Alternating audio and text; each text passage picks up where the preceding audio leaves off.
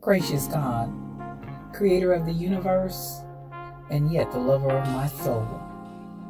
Alpha and Omega, and yet I can call you friend. I don't have to. Well, good morning, good morning, good morning. Let me know if you can hear me out there. None of my promos are working, and so I'm not going to torment myself today with that. Let's see. I appreciate everybody that's in here. It's so good to see you. Can you hear me? Please let me know if you can hear me. Excellent, excellent. Well, I tell you what, we were going to deviate just a little bit because we do not have my promos. I don't know why they are not working. I had the same problem on yesterday. So I'm going to go ahead and move forward rather than to try to problem solve and troubleshoot in the middle of the stream. And I thought I had this corrected on yesterday, but apparently not. So here we go. Let's get this party crack-a-lackin'. Let's get this party started. Good morning, good morning, good morning. I am so glad that you joined me on this fine day, y'all. Yes, it is Friday. Yes, it's Friday. January. I started to say November, then I went to December. January the 6th in the year 20. Twitch has been acting up. Light eyes. I don't know what it is, but it will not. I think this is an issue with my studio, quite frankly. Something going on internally in my studio, but we shall see. This is January the 6th. Yes, that infamous date of January the 6th. 2 years ago today, y'all know it was all nothing but crazy at the Capitol. So we'll see 2 years later where we're at, what's going on, how things are going. But nonetheless, we're here today. We'll talk about a few things along that line this morning. But again, it's Friday. And let me see if my Friday shout is going to work, because nothing else wants to work up here in my studio this morning. Let's go. Let's go.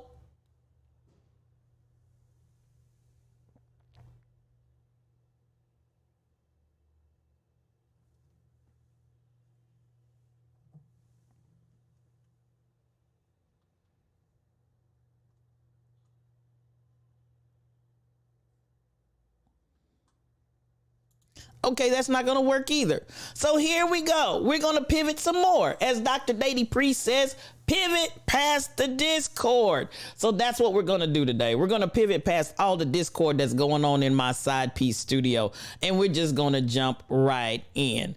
Now, I appreciate everybody that's here this morning. So much mad love coming to you. I tell you what, it's good to see each and every one of you. We've wrapped up the first week of the month of January in the year 2023. And you know how we get this party started. You know how we get this party crack-a-lackin'. We like to go and see who is out there in Grandpa Holmes's chair and who the winners are. So we're going to jump right to it. We're going to jump right to it. And I appreciate, yes, I'm so glad my voice is back too, A. Mackey. I'm telling you, it was a struggle, and it's still not in full force, Lady Day 701. I'm hoping and praying that I'm going to get that full strength back. But in the meantime, at least you can hear me above a whisper. So I'm glad to be here. Now, I want to go ahead and get this party started, and I want to say thank you to everybody that came in Grandpa Holmes's chair early this morning, bright and early this morning. Y'all were in there for Grandpa Holmes's chair, and so let's look and see who the winner of Grandpa Holmes's chair is. Now, the third person to make it into the Lion's Den this morning was none other than, let me get back around to that screen sharing, none other than Truck driver, you did that. That's my guy. That's my Mufasa.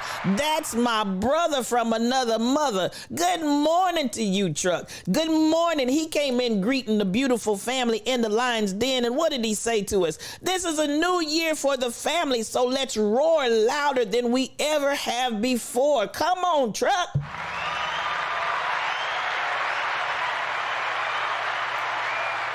That's what I'm talking about, truck driver. That's the way we do it in the Lion's Den. Now, excuse me just a moment. excuse me, the second person in the Lion's Den this morning was none other than Sassy Cassie, otherwise known as Cassandra Isaiah. Congratulations. Come on, sis.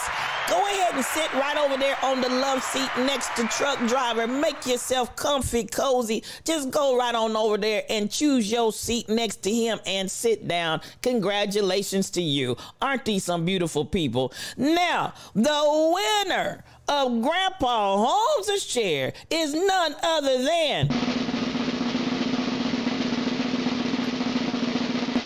Den Darn, you did that thing. Come on in here, sis.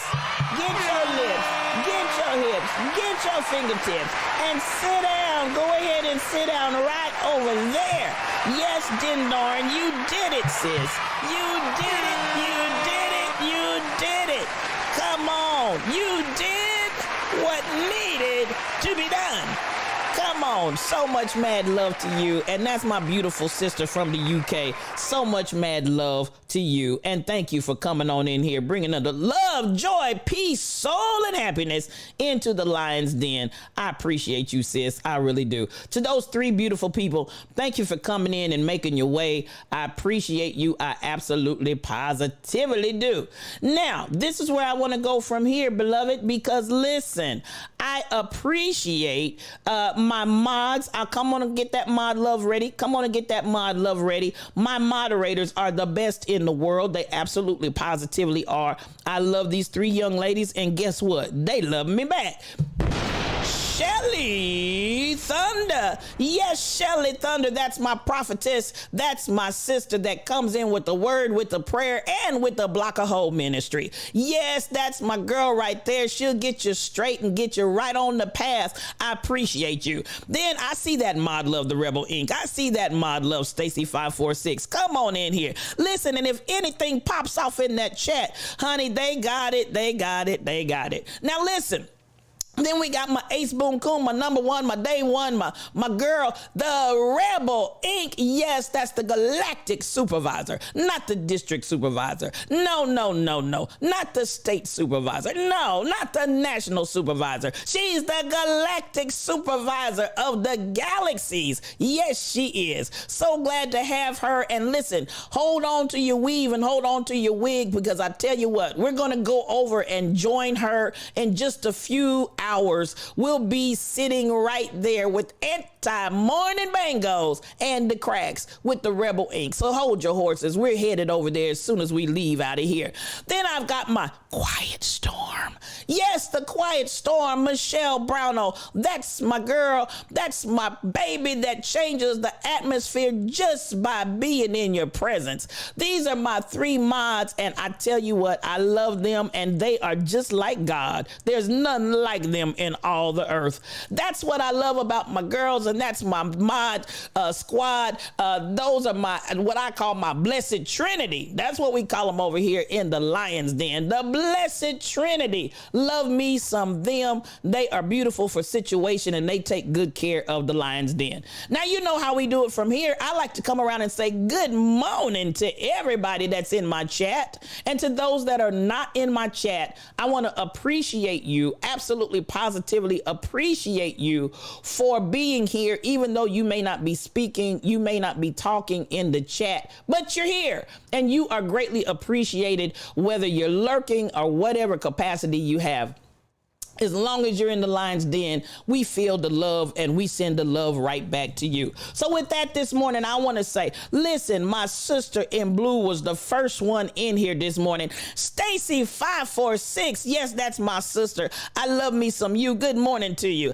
I'm coming on down in Truck Driver. Yes, Mufasa. Honey, he was in here parked, perched, and ready. Good morning to you, Truck Driver. That's my Mufasa. That's my Lion King. Light Eyes 21, I see you. So much love coming to you, and good morning, King Coogee, that's my sire. Now listen, King Coogee, he is, let me tell you, a streamer. He is my brother. He is up in here. He was my first streamer to come and show love to the Lion's Den when I first started streaming, and he's still hanging out with us. If you're not following King Coogee, quit your wicked ways. Quit your wicked ways, because he's going to bless your whole life. I promise you he will. Then A. McKenzie, 1979, is in the room. Happy Friday to you, my dear. Happy Friday to you. Come on in here and make yourself at home. So glad to have you in the room. Coming on down, and I see Shay Tay 42. Listen, she's in the room, y'all. She's in the room.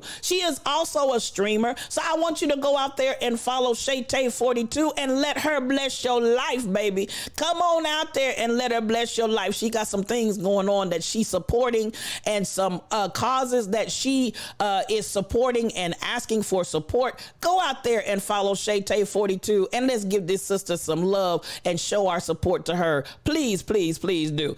Lady Day 701 is in the stream this morning. Good morning to you, Queen. And yes, I got my voice back. And so listen, we gonna do what we do out here in these here Twitch streets. It's a blessing to have you in the Lion's Den. Welcome, welcome, welcome. Coming on down, and I'm seeing the Rebel Inc. is in the room. Yes, that's my Ace Boon Coon, my day one. That's my girl. And you already heard me say she is the galactic supervisor. So much love to you, and we're headed to you as soon as we wrap it up here, Rebel. We're headed to your house. Coming on down, and guess what? Guess who I see? Simply amazing. And yes, folks, she's simply amazing. She's in the room this morning, and so much mad love coming to you. Come on up in here and roar. Coming down, and I'm looking and I'm booking who came in the basement while I was upstairs. Let me see. Joanna G98, that's my girl. That is my friend. So glad to have you on this morning.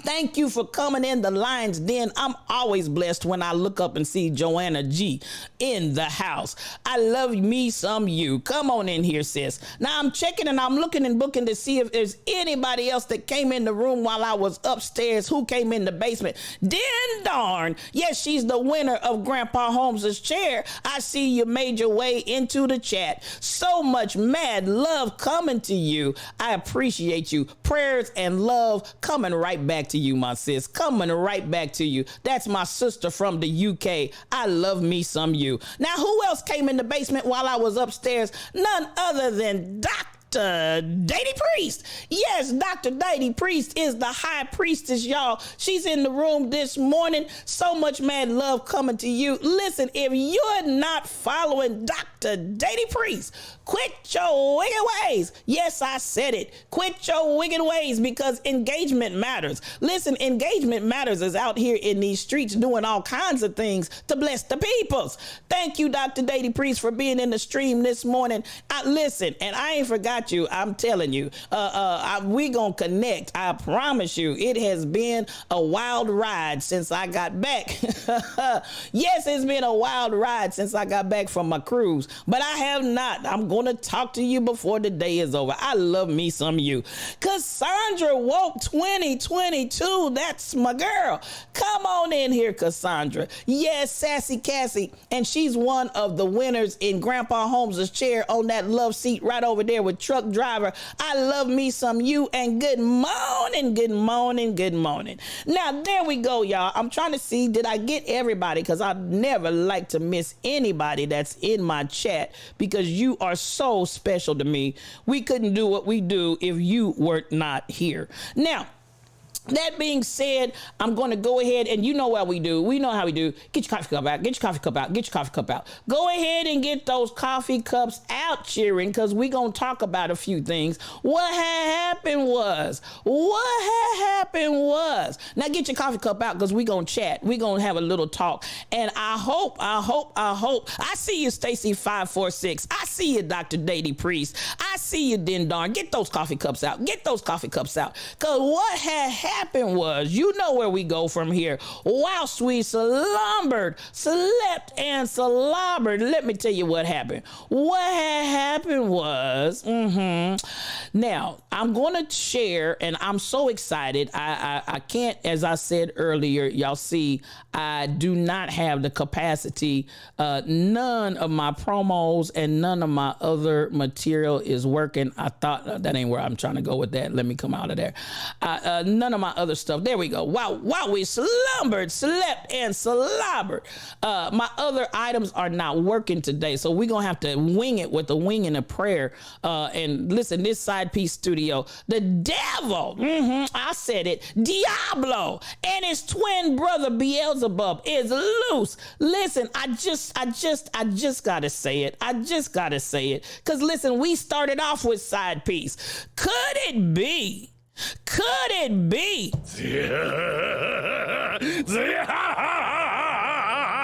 The devil. Baby, it ain't nothing but that old slimy devil. I'm just trying to tell you, the devil is loose already, then darn. That's why, listen, a whole lot of folk gonna be late because they like, oh, I'm gonna come in after STL does all of her intro.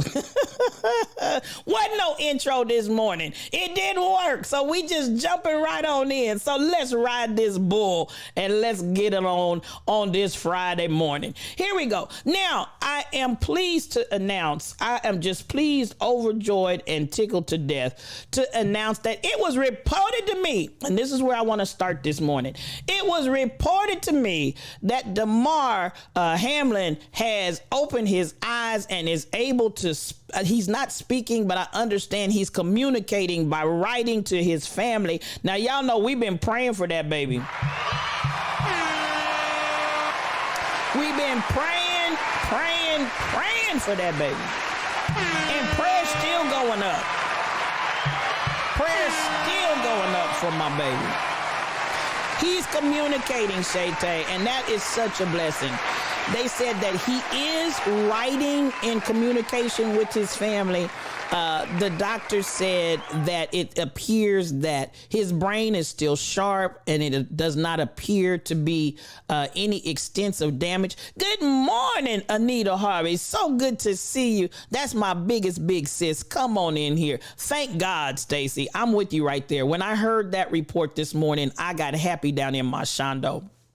Because I tell you what, and many of you that may have seen that Monday night football game and the Buffalo Bills and some of the social media platforms still have the hit, that traumatizing hit that almost took his life. Many still have that posted up. God is good, A. McKenzie. God is good. So, you know, we saw that hit.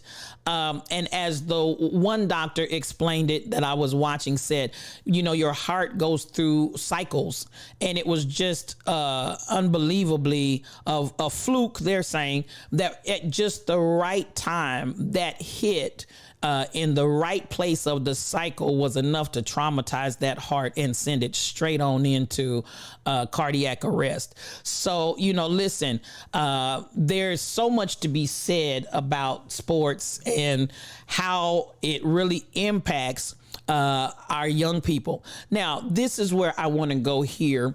And so this, and I'm trying to remember who sent this to me. I want to have a conversation about the NFL. It's sad they're blaming the player who hit him. He obviously had a health issue at that time.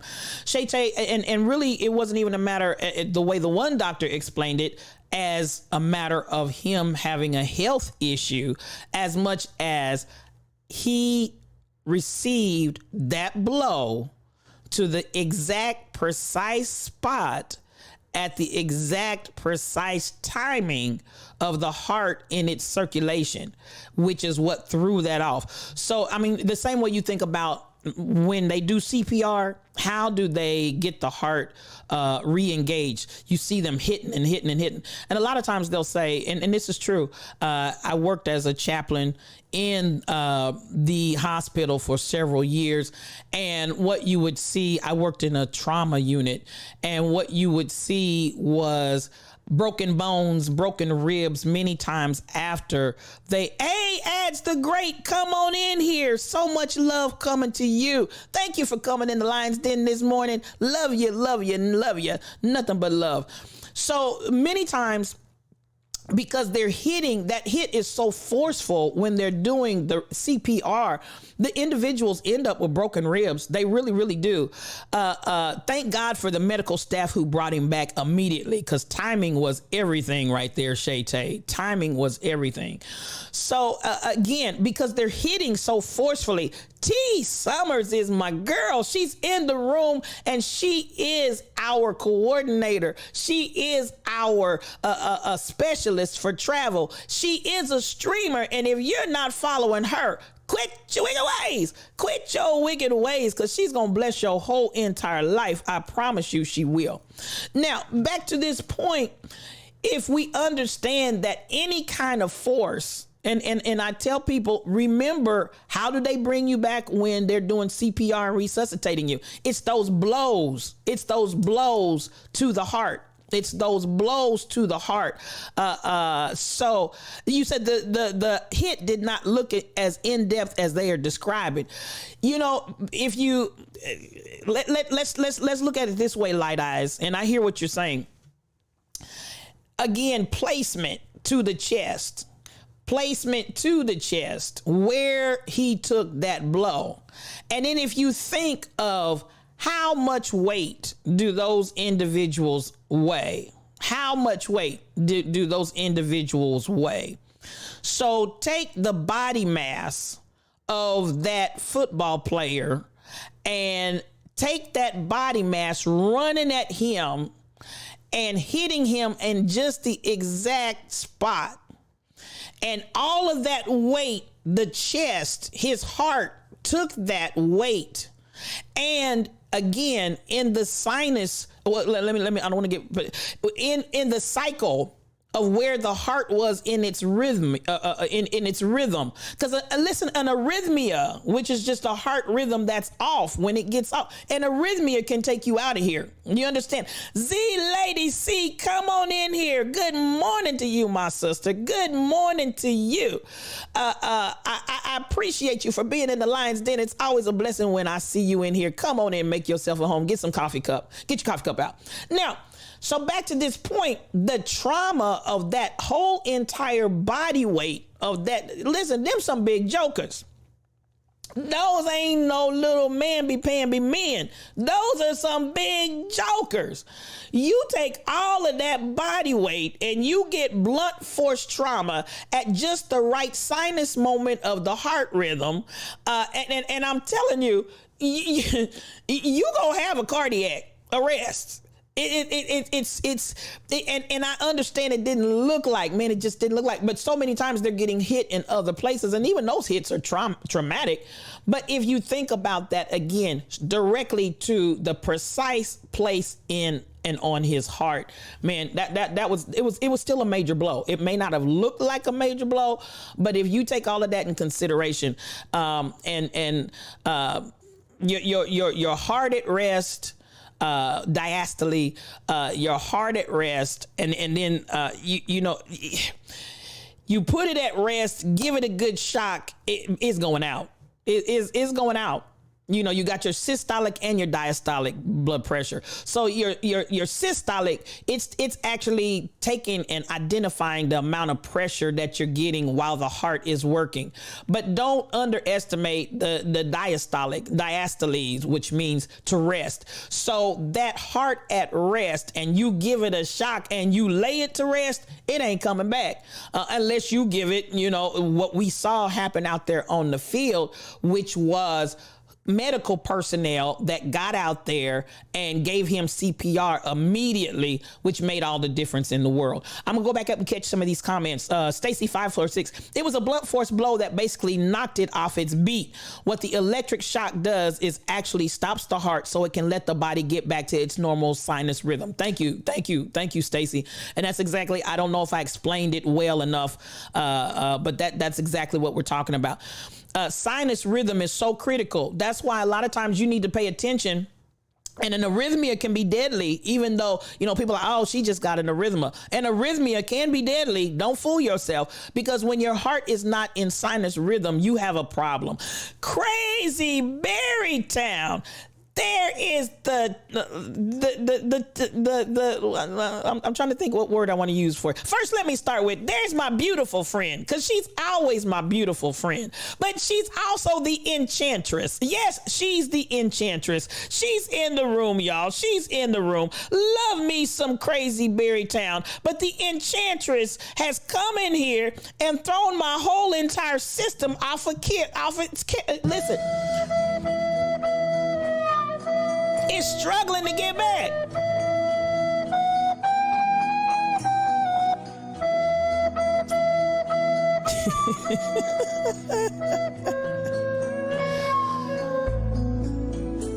My studio still ain't right, Crazy Berrytown. Still ain't right, but that's okay. We gonna keep it going. Now, so back to this point. Yes, BTD mom can tell you, you want your heart to beat right. Yeah. She gave us a scare the other day, all revolving around heart rhythm. DJ Onyx Heart, good morning to you, my brother. So good to see you this morning. Nothing but mad love to you. DJ Onyx Heart is a streamer, and if you're not following him, quit your wicked ways and go out and follow my brother. And Crazy Berrytown, even though I keep teasing her, that's my friend. She can come in and cavort. She can frolic around. Crazy Berrytown can do whatever she wants to do, because that's my girl. That's my beautiful friend. And the A's, quit your wicked ways. Very glad that he is responsive, and want to give it up for that. I really, really do. I want to give it up for that.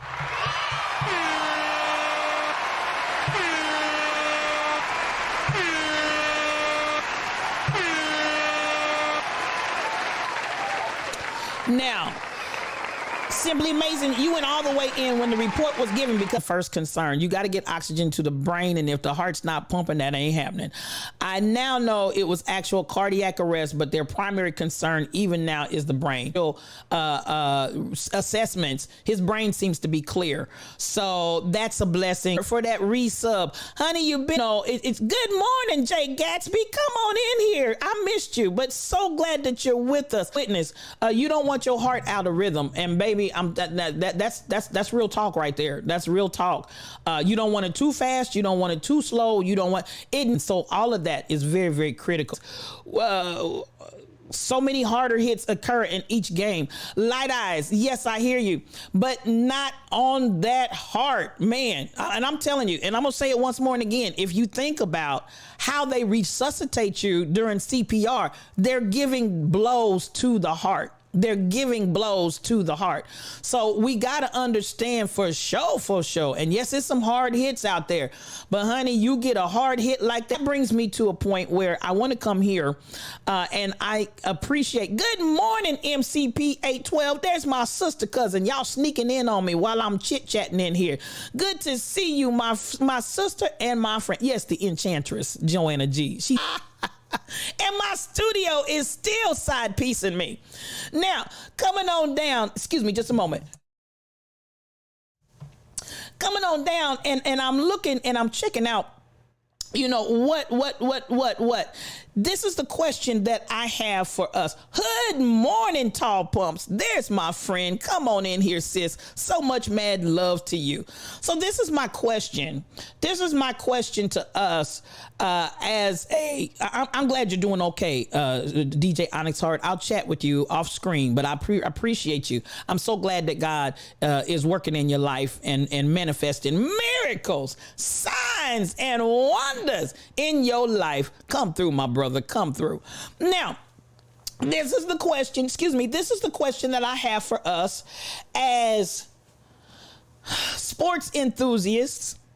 After having seen almost disastrous scenario happen to Brother Hamlin, after knowing of all the concussion injuries that our athletes deal with after the sport, Put a 1 in the chat if you think that we need to rethink our love affair with football. Put a 1 in the chat if you feel that we need to have a reassessment of our love affair with football. I'm gonna say it once more and again, because ain't nobody. I see you. I see you, Cassandra Woke. Put a 1 in the chat if you feel like we need to reassess our love affair that we have with football.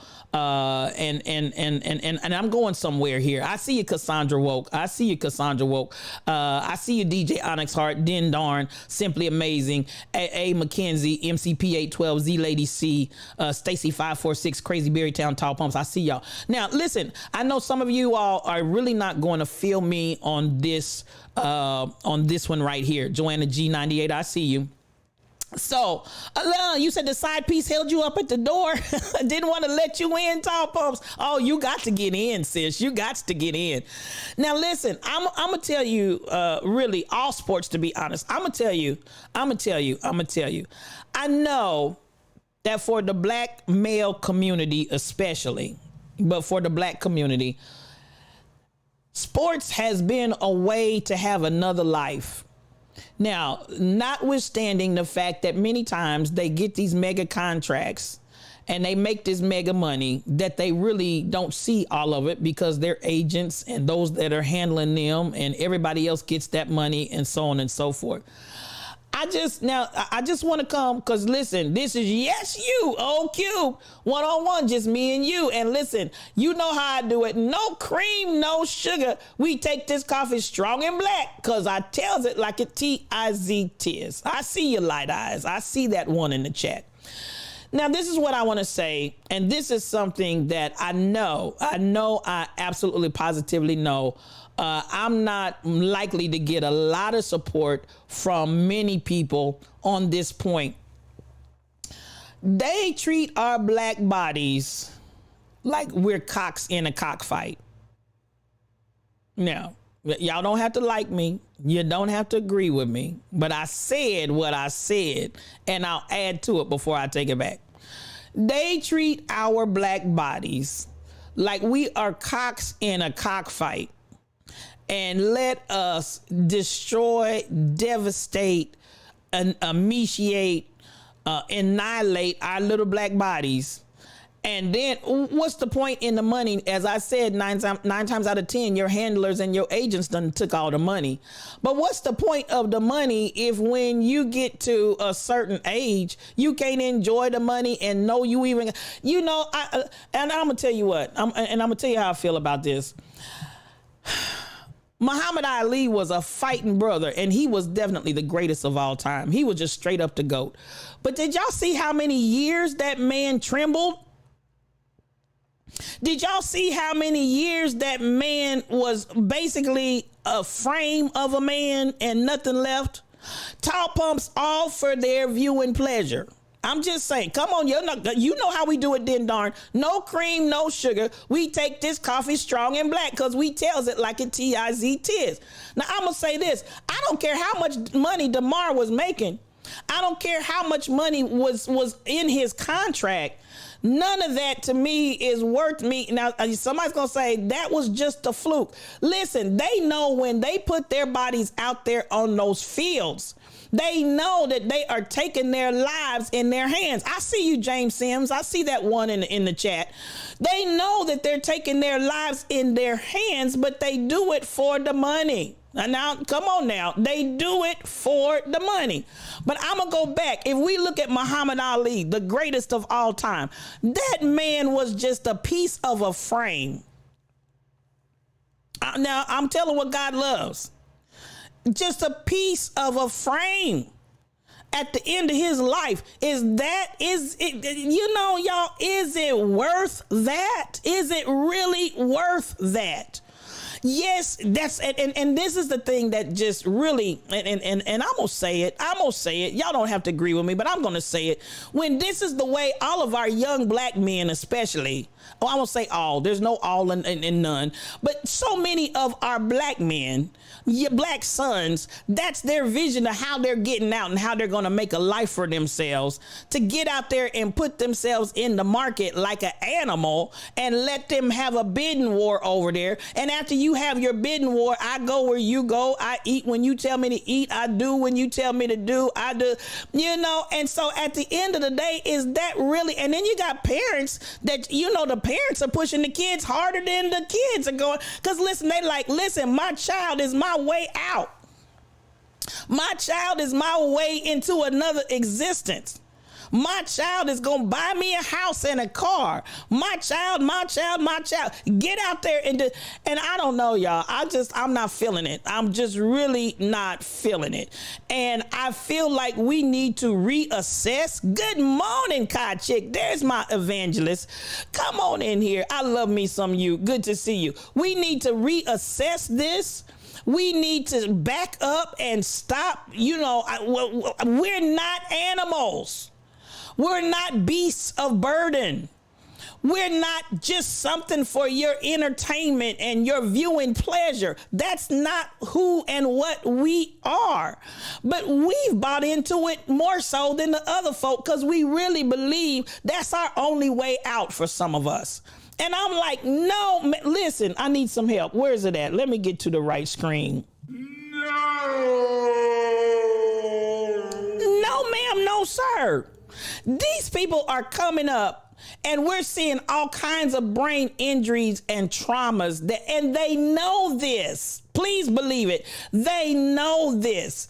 And let's deal in some truth. While we try to have this facade of, oh my God, steroids. Oh my God, they're using enhancing drugs. Oh my God, they're putting these people. They know exactly what they're doing. And while they want to blame it on the players and find the players and put the players out, much of this is actually perpetuated by those that are handling them, by the teams. Listen, I've heard players after they leave the leagues talk about how the people knew that they were injured, hurt, and everything else, and they would pump them full of drugs, wrap them up, and send them out there as wounded animals on the field and make them play because it's all about the play. But then when they get caught, then the owners and the managers want to do hands up. Oh my God, we didn't know that they were using enhancing drugs. Get out of here. You're the one that gave them the enhancing drugs. Quit lying, quick. Why you always lying? Quit lying. And at the end of the day, we are out here complicit with this behavior, pushing our kids. Oh, he got to be. Listen, I've seen some folk. I've seen some things. And I'm telling you, I know some folks right now. And listen, can I say this? You folks, you brothers especially, and some of the sisters too, but you brothers that are living vicariously through your children's. You brothers that are living vicariously through your children's.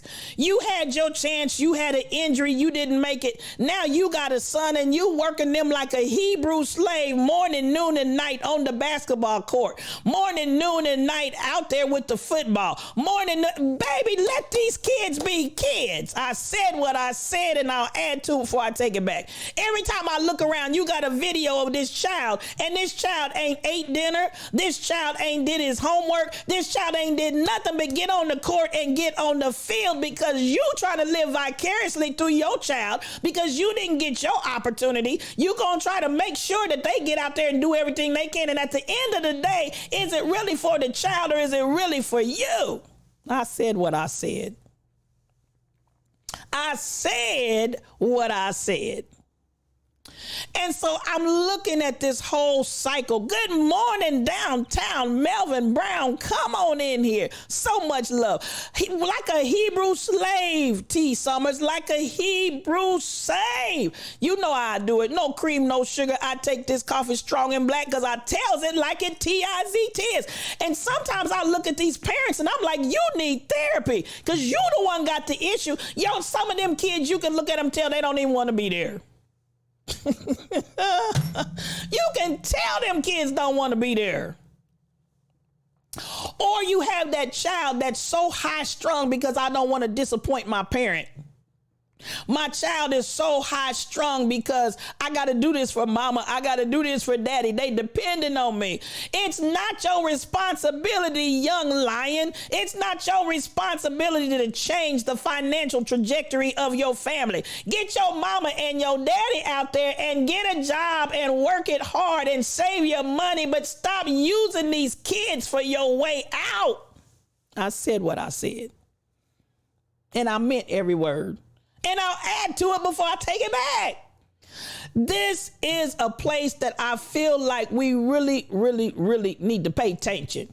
So I don't remember. I think it might be Truck Driver that sent this to me. But listen, I want y'all to hear this brother right here. And I think we really need to reassess. We really need to reassess, especially when you're talking about football. And I know y'all mad. Listen, let me tell you what. I told you about the filth of Jerry Jones. Y'all still gonna cheer for the Cowboys. This man done robbed, raped, and pillaged the black community every way he can, and y'all still gonna give Jerry Jones and the Cowboys your money. I said what I said, and I'll add to it before I take it back. Y'all still gonna go out there and root for them Cowboys. I don't care how that man devastates the black community. I don't care how he mistreats his players. I don't care how racist the man is. Y'all still gonna give that man your money. I said what I said. Make it make sense. Make it make sense. Now, let's take a listen right here. To remind the world, when the NFL had to start paying out concussion-related damages to former players, they literally argued that black players should get less money because they had less mental capacity to lose. So you might be wondering, like, yo, when was that policy a thing? The NFL had this policy in place up until 2021, after they were sued in a civil lawsuit. I need y'all to understand what this means, y'all. The NFL decided to give former players who were black less money in concussion settlements because they believed that black players, or black people in general, started with lower cognitive function, meaning that their presupposition was that black folks were inherently and genetically less intelligent than white folks, meaning that they felt that black folks were so stupid coming into the game that a concussion didn't impact them as much as a white person who to them was inherently more intelligent. So with black folks, they was basically like, oh, you failed that test after having a concussion? You was gonna fail it anyway because you're dumb. But with white folks, they were like, ooh, you failed that test after a concussion? You shouldn't have because you would have got an A. And when they started giving out money for these concussion settlements, white folks were qualifying for awards at 2 or 3 times the rate of black folks. Keep that in mind when you consider that the NFL wanted those players to go back on the field, but they refused. Players, people in general, you are more powerful than you know. This system don't move without. Now is as good a time as any to remind the world, when the NFL had to start paying out concussion-related damages to former players, they literally argued that black players should get less money because they had less mental capacity to lose. So you might be wondering, like, yo, when was that policy a thing? The NFL had this policy in place up until 2021. After they were sued in a civil lawsuit. I need y'all to understand what this means, y'all. The NFL decided to give former players who were black less money in concussion settlements because they believed that black players, or black people in general, started with lower cognitive function, meaning that their presupposition was that black folks were inherently and genetically less intelligent than white folks, meaning that they felt that black folks were so stupid coming into the game that a concussion didn't impact them as much as a white person who to them was inherently more intelligent. So with black folks, they was basically like, oh, you failed that test after having a concussion? You was gonna fail it anyway because you're dumb. But with white folks, they were like, ooh, you failed that test after a concussion? You shouldn't have because you would have got an A. And when they started giving out money for these concussion settlements, white folks were qualifying for awards at 2 or 3 times the rate of black folks. Keep that in mind when you consider that the NFL wanted those players to go back on the field, but they refused. Players. Now, listen, that's an NPR report. And I, at the end of the day, children. I say once more and again, I feel that we need to rethink our love affair, especially with football. And at the end of the day, it's dastardly, DJ Onyx Hart. It's just dastardly. At the end of the day, these are still the what do I want to say? What's the word I want to use? The construct that is still nothing but straight up slavery. Now, I said what I said, and I'll add to it before I take it back. The construct is nothing but straight up slavery.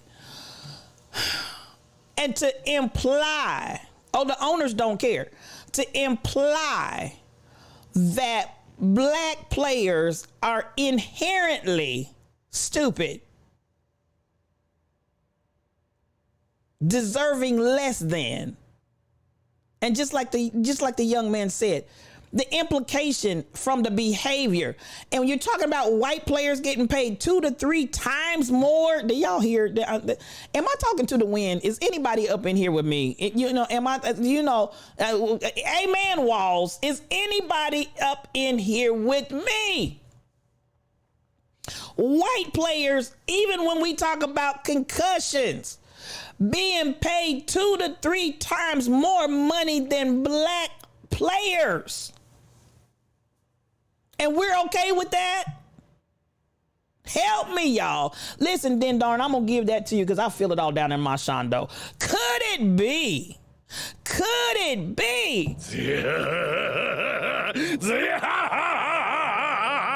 The devil. Baby, ain't nothing but that old slimy devil. So at the end of the day, let me just say, I know that I'm not going to persuade most of you to take my vantage point as a good consideration. Luvenia Christine, come on in here, sis. So much mad love to you. Love me some you. Most of y'all not going to agree with me on this point. Most of you are not going to consider what I'm saying on this point because you love your teams. You love your teams.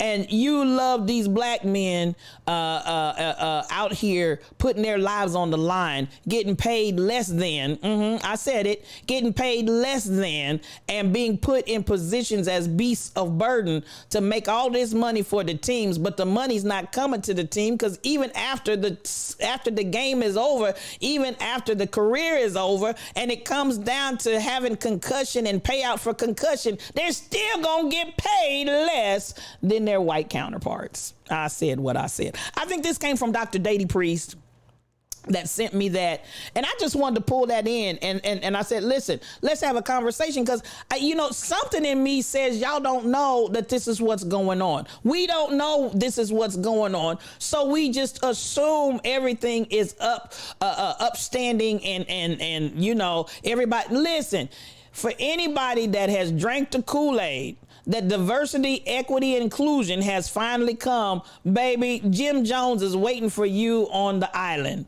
No, ma'am, no, sir. We're still pressing, we're still pushing, we're still fighting for diversity, equity, and inclusion, and racism rears its ugly head at every turn. And we just keep on keeping on. We just keep on keeping on.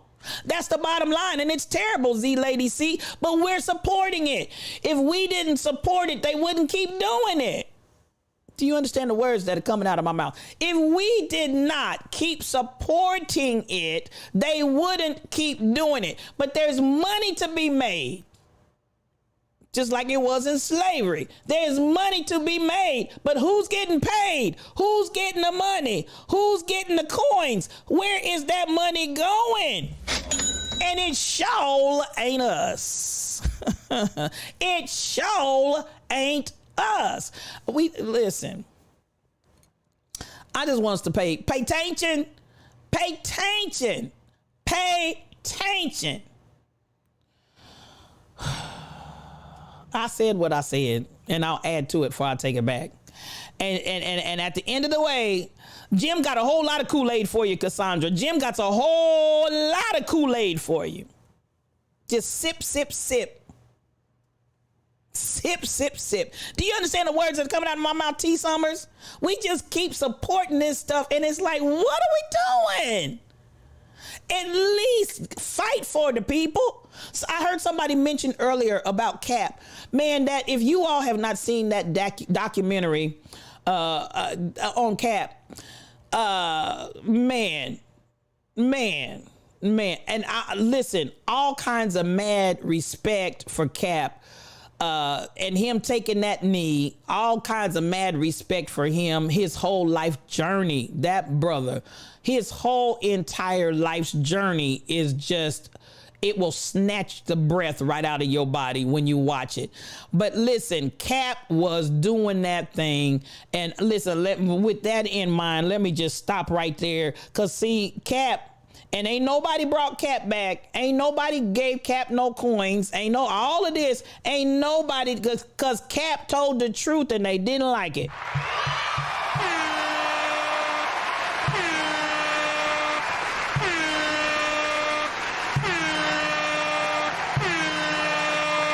DJ, there's my guy. Come on in here, and so much mad love to you. Thank you for coming in the Lion's Den this morning. So listen, I know I took a road less traveled. And I'm not going to get converts on that. At the end of the day, I'm just saying, at bare minimum, I ask and I plead with us, especially black folk, because y'all listen. Who's going to make the most money on the team? Quarterbacks, that QB. And it's just been recent years that some black QBs have started coming and breaking through the Iron Curtain. Because, honey, what we wasn't going to do, Queen Shanna, come on in here. So much mad love to you. What we were not going to do was call the plays and throw the ball. We could do all the rest of the work, but we wasn't going to be the quarterback. But at the end of the day, the quarterback still clean up. And at the end, listen. And listen, Kansas City Chiefs, y'all need to fire that punter. They can get out there. These punters make all kind of money, make all kind of crazy money. And who's punting the ball? Who's making that money? Y'all pay attention. Pay attention. That man missed that field goal for Kansas City. Every time you turn around, the man, does he even know what the uprights? Can somebody please?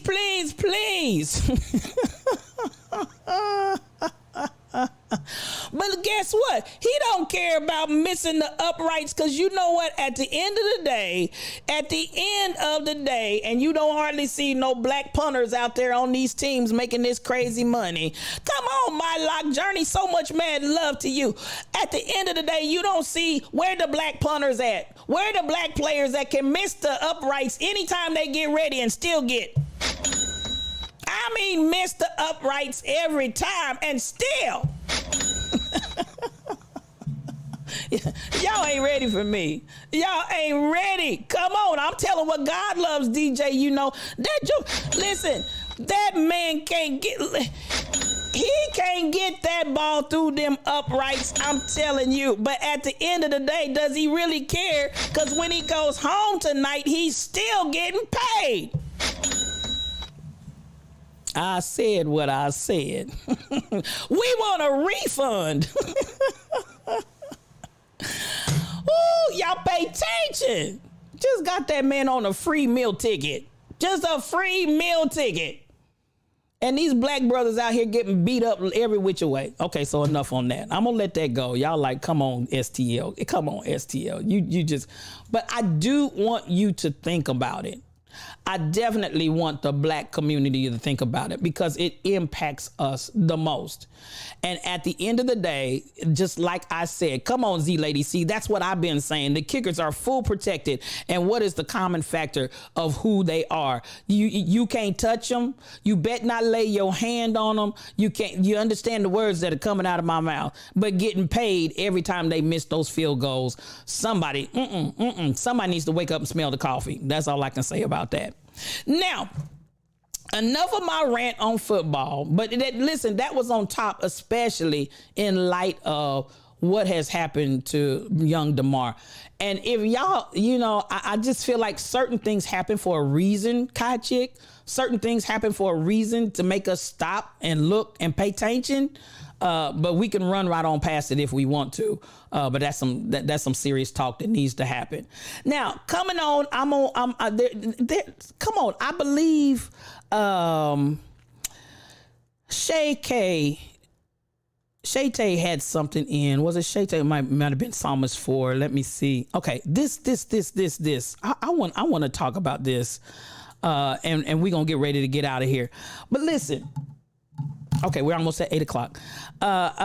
This I thought was very, very interesting. And Psalmist 4 may not be in here right now. But listen, I appreciated her for sending this to me. My Lock Journey, I'm so glad that you came in, and I was in the middle of a chit chat there about football and rethinking our love affair with the game of football. But I know everybody ain't trying to hear that. But I'm so glad that you came in, and thank you for being here. Mad love to you. Now, Psalmist 4 sent this to me.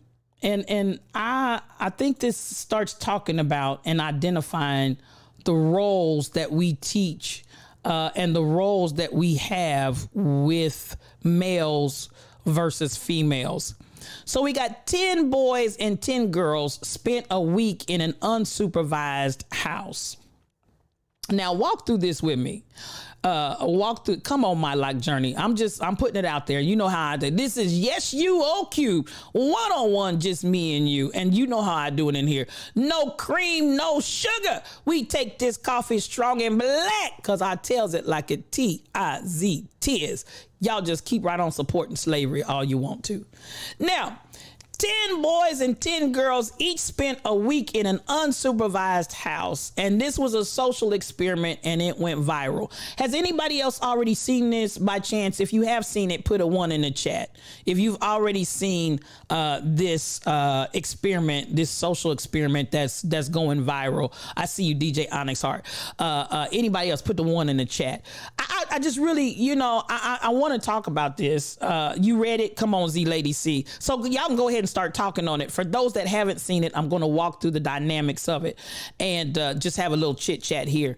Now, first and foremost, I noticed, unless I missed something, I don't see any children of color in this scenario. Now, we can say this is going to be true all the way across the board.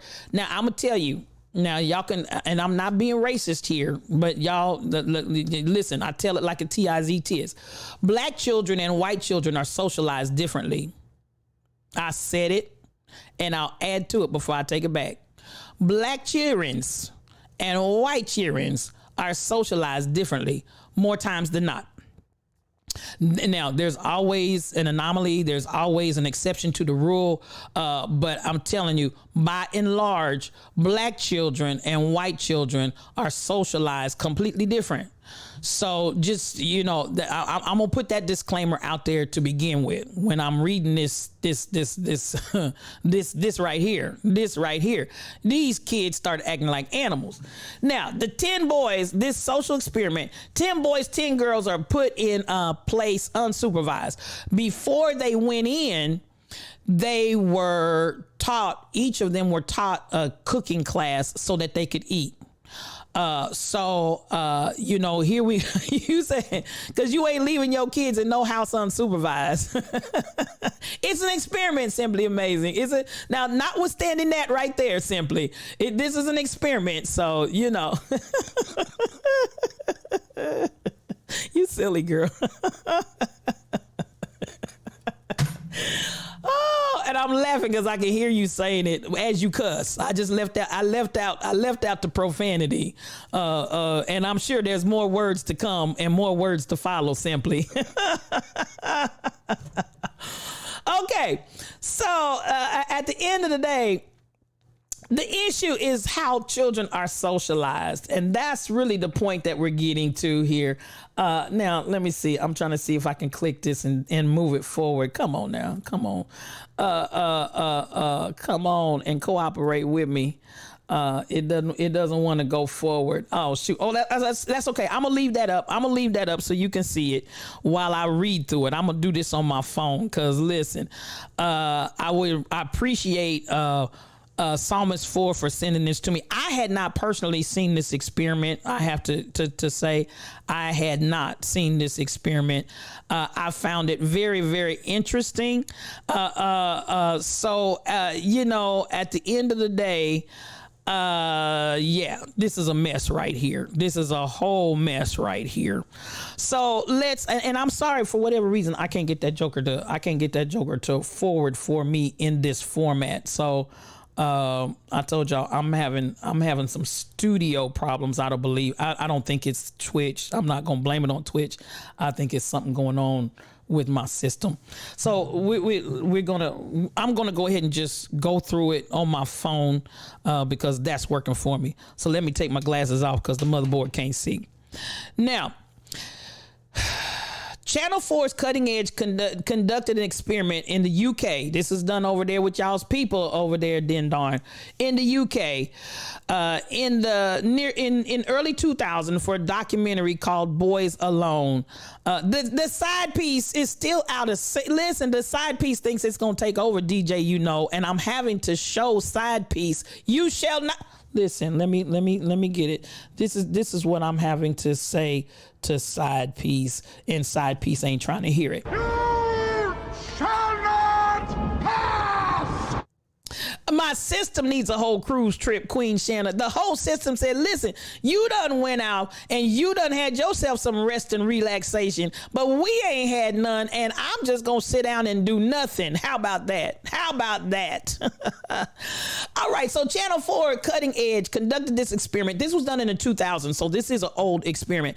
The kids didn't know each other prior to the experiment. Parents, guardians, and adults were not allowed in. All participants were required to take a cooking class. So where we have the boys, after the day 3, the boys had done absolutely no cooking. Everything in their diet was sugar oriented. My system needs the Jamaica mind. That's what my system needs. Now, by the 3rd day, they're eating nothing but sugar, everything that's sugar oriented, and they haven't cooked not a lick. And so let's keep going. I'm gonna go quickly through this because I really wanted you all to be able to see that. Since it's not going to happen, I'm gonna just a little bit. Now, the girls, on the other hand, they began to corral around one another. They began to cook. They began to assign chores. There was a whole lot of structure and a whole lot of organization that went along with their coexisting together. They basically created a house that was running and a house that was operational. So now, at the end of the day, we see, so all of them are cooking course. All of them had a cooking course, and only one group cooked. Only the girls cooked. The boys did not cook. You say it sounds universal so far. Listen, let me tell you what. My uncles cooked. The men, let me put it like this. The men in my family, all generations cook. Now, if y'all I know Truck Driver has this testimony as well. The men in my family can cook. Now, let me tell you, the only person that couldn't cook was my dad. My dad came from a slightly different scenario, but everybody else, my nephews, my uncles, matter of fact, my cousins, they almost like chefs. I'm talking about they want you want their food. Cause baby, their food tastes just as good as grandma's cooking from back in the day. Please believe me. So that part right there is not gonna be universal. Cause I promise you, the men in my household, the men in my family, they gonna eat. They are going. Your dad and your brothers cook. Come on, Joanna G. They gonna eat. So, you mean the boys basically couldn't take care of themselves? I got you, Z Lady C. The men in your can too. My Lock Journey. So listen, when I say that part right there, because at the end of the day, most black men ain't gonna go hungry. I said what I said. Most black men ain't gonna go hungry, and they got a certain level that their palate wants to partake of. Otherwise, they not gonna eat no nasty food. My Lock Journey, I'm just saying. They're not gonna eat no nasty food. They gonna get in there. Listen, my nephew Jay Bez, he got some recipes that I'm like, I just need him to show me what he did. Cause baby, he got some recipes that he will pop on you, and baby, he'll have you salivating like Pavlov's dogs. Do you understand what I'm saying? And each one of them have their own little specialty of what they do. But at the end of the day, them jokers can cook. My uncle makes a shrimp that he has his own special recipe. And my uncles were notorious for this. They had special recipes. You couldn't know what was in it. They'd take it off to the side where you couldn't see him while they prepared it and then pop it out.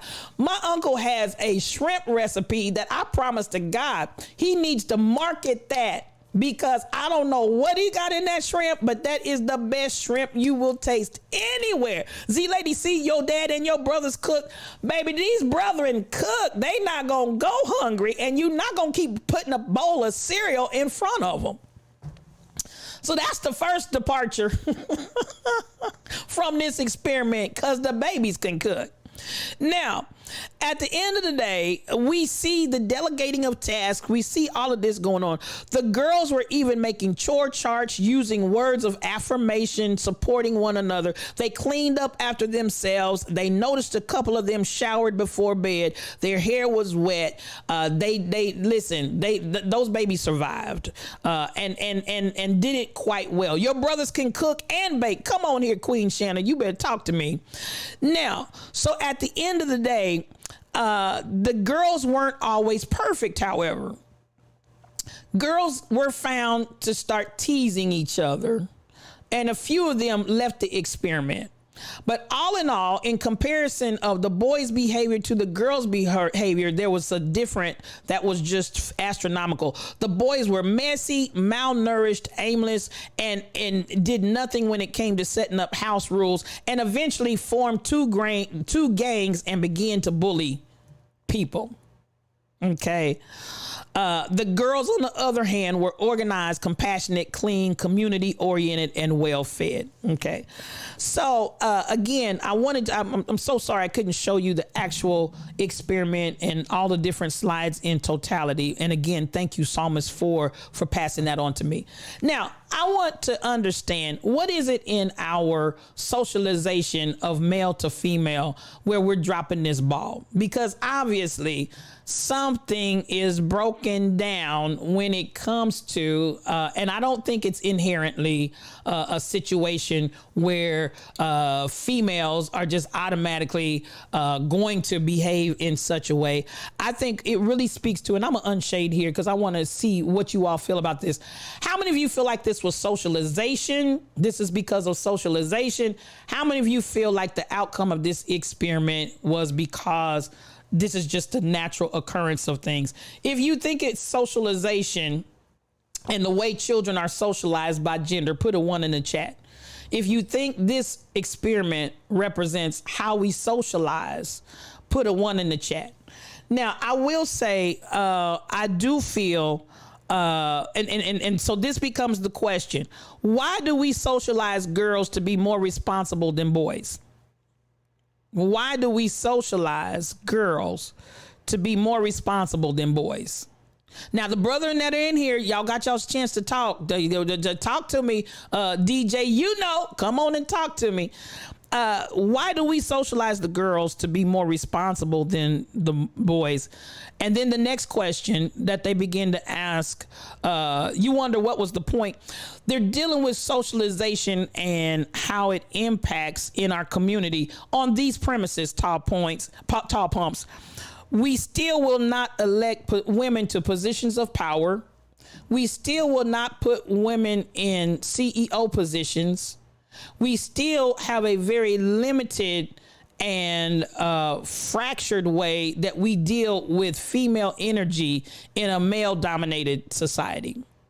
And I think that began to be a lot of the impact and the point that was coming out of basically how we are socialized and the refusal, even though these little girls showed the ability to maintain at a totally different level than these same 10 brothers on the counterpart side manifested. But we still, with any of those 10, let's talk about this, any of those 10 young men that refused to cook, that divided themselves off into a gang and began to bully, any of them would be seen as a candidate for a high-ranking position, government, corporate, whatever.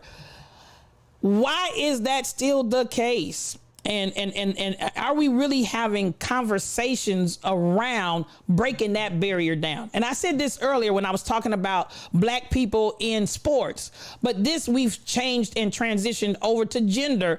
And I'm going to say I even see this dastardly behavior still in black on black when it comes to black men and black women. So I thought this was a very interesting experiment. As I said, I wanted to put the disclaimer out there first and foremost. We understand that white children and black children really are socialized differently. And that's not a racist statement. That is just, by and large, a very strong reality. We are socialized differently. But some of the elements are still there and some of the elements are still the same. Now, I want to come over and read some of your comments and see what you said. Tall Pumps, I got you. You're wondering what's the point of this experiment. My Lock Journey. Do you think it's from mothers love their sons but raise their daughters? Do you think it's from mothers love their sons but raise their daughters? Mothers love their sons but raise their daughters. I want somebody to talk about that in the chat. Mothers love their sons but raise their daughters. Because girls are expected to meet mental and emotional needs. Boys are taught to survive physically and not thrive. Come on here. I hear some talking over here. Y'all talk to me. I'm gonna go back. We got My Lock Journey. Mothers love their sons and raise their daughters. I got Simply Amazing. Girls are expected to meet mental and emotional needs while boys are taught to survive physically and not thrive. Queen Shanna. And then we expect our boys to grow up as men who will be helpful in their own home with their wife and kids. Okay. Are we missing some steps that I hear you saying, Queen Shanna? Because how are they going to grow up and do that if they've missed all these other places? Boys have emotional and mental needs too that need to be nurtured. Okay, I hear y'all. Rebel said, "Oop, okay." Z Lady C said, "Yes." Z Lady C, what are you saying yes to? And I know I'm late getting to your comment. What are you saying yes to? Come back and clarify for me when you say yes to Simply Amazing. Okay, let me scroll back up. To Simply Amazing, talking about the difference in how young men are taught to thrive and survive versus the emotions. Okay. Boys, let me see. Let me come on down. My Lock Journey, I hear you. We seem to have different expectation for our boys than our girls. Okay. I hear you talking. Simply Amazing. The boys don't care about cooking meals so that everyone can eat. As long as they got $5, they'll walk to McDonald's and eat outside alone. But girls are not going to rest easy knowing somebody in the house is hungry or without. Okay, come on. I hear y'all talking. talking. Women, girls always told were more mature than men and boys. Okay. All right. Now, all my men have chosen to be silent in here. So I know I got some men in here, but everybody's quiet. Truck driver, I know you're on the road driving, so I know you can't necessarily respond. I wanted to I thought this was I'm going to put it in the Discord. It's not in there currently. I'm going to put it in the Discord because I want us to continue to unpack this. The disparity that we have that still exists between male and female in our community. And I'm more so interested in the Black community. Hey, everybody all the way across the board, but especially I feel like, let me go ahead and put my shades down on this. I feel like so many times as a strong Black woman, and y'all brothers love me anyway, but I feel like so many times as a strong Black woman that I still have to fight. Almost more than anybody else, the Black male, for the respect level that is due without asking me to compromise and be less than. Oops. Let me say it one more time. I still feel like many times, and this is just my experience, it may not be your experience. Y'all chime in, jump right on it and say what you want to say what you feel. I still feel like when I looked at that, probably the thing that rose the greatest in me was the fight that I still, as a strong Black woman, feel that I always have to have with Black men to demand and command that I be less than. Which is confusing to me because as a Black man that y'all understand what I'm saying? I see you, Simply. I see you, Light Eyes. I see you, Crazy Berry Town. I don't understand from the premise of Black men know what it is to be oppressed. Why would you then turn around and oppress your Black women? That confuses me. And this is a conversation that I think that until we start to heal it in our Black community, and this is why this isn't a racist thing. I want to heal my community that I'm in. You know, I'm in the community at large, but the community that I'm in is in the Black community. I am so proud. I carry such dignity. I carry such respect for the Black community because I know what we've been through and I respect it to the highest. But I don't understand Black men that want me as a strong Black woman to be less than. I do not understand that. And we need to have that conversation. Now, even as this particular experiment shows, women or females have the ability to organize and strategize many times much better than males. But we still are denied equal access and equal opportunity. We need to talk about that. I really feel like this is something that we need to talk about. And that's one reason why I threw this in this morning when I saw that Psalmist 4 had put this in, and I just really regret that I don't have all of the slides. I'm going to try to get it in the proper form and put it out there in Discord so that you can see it in Slumbered, Slept, and Slobbered in its entirety.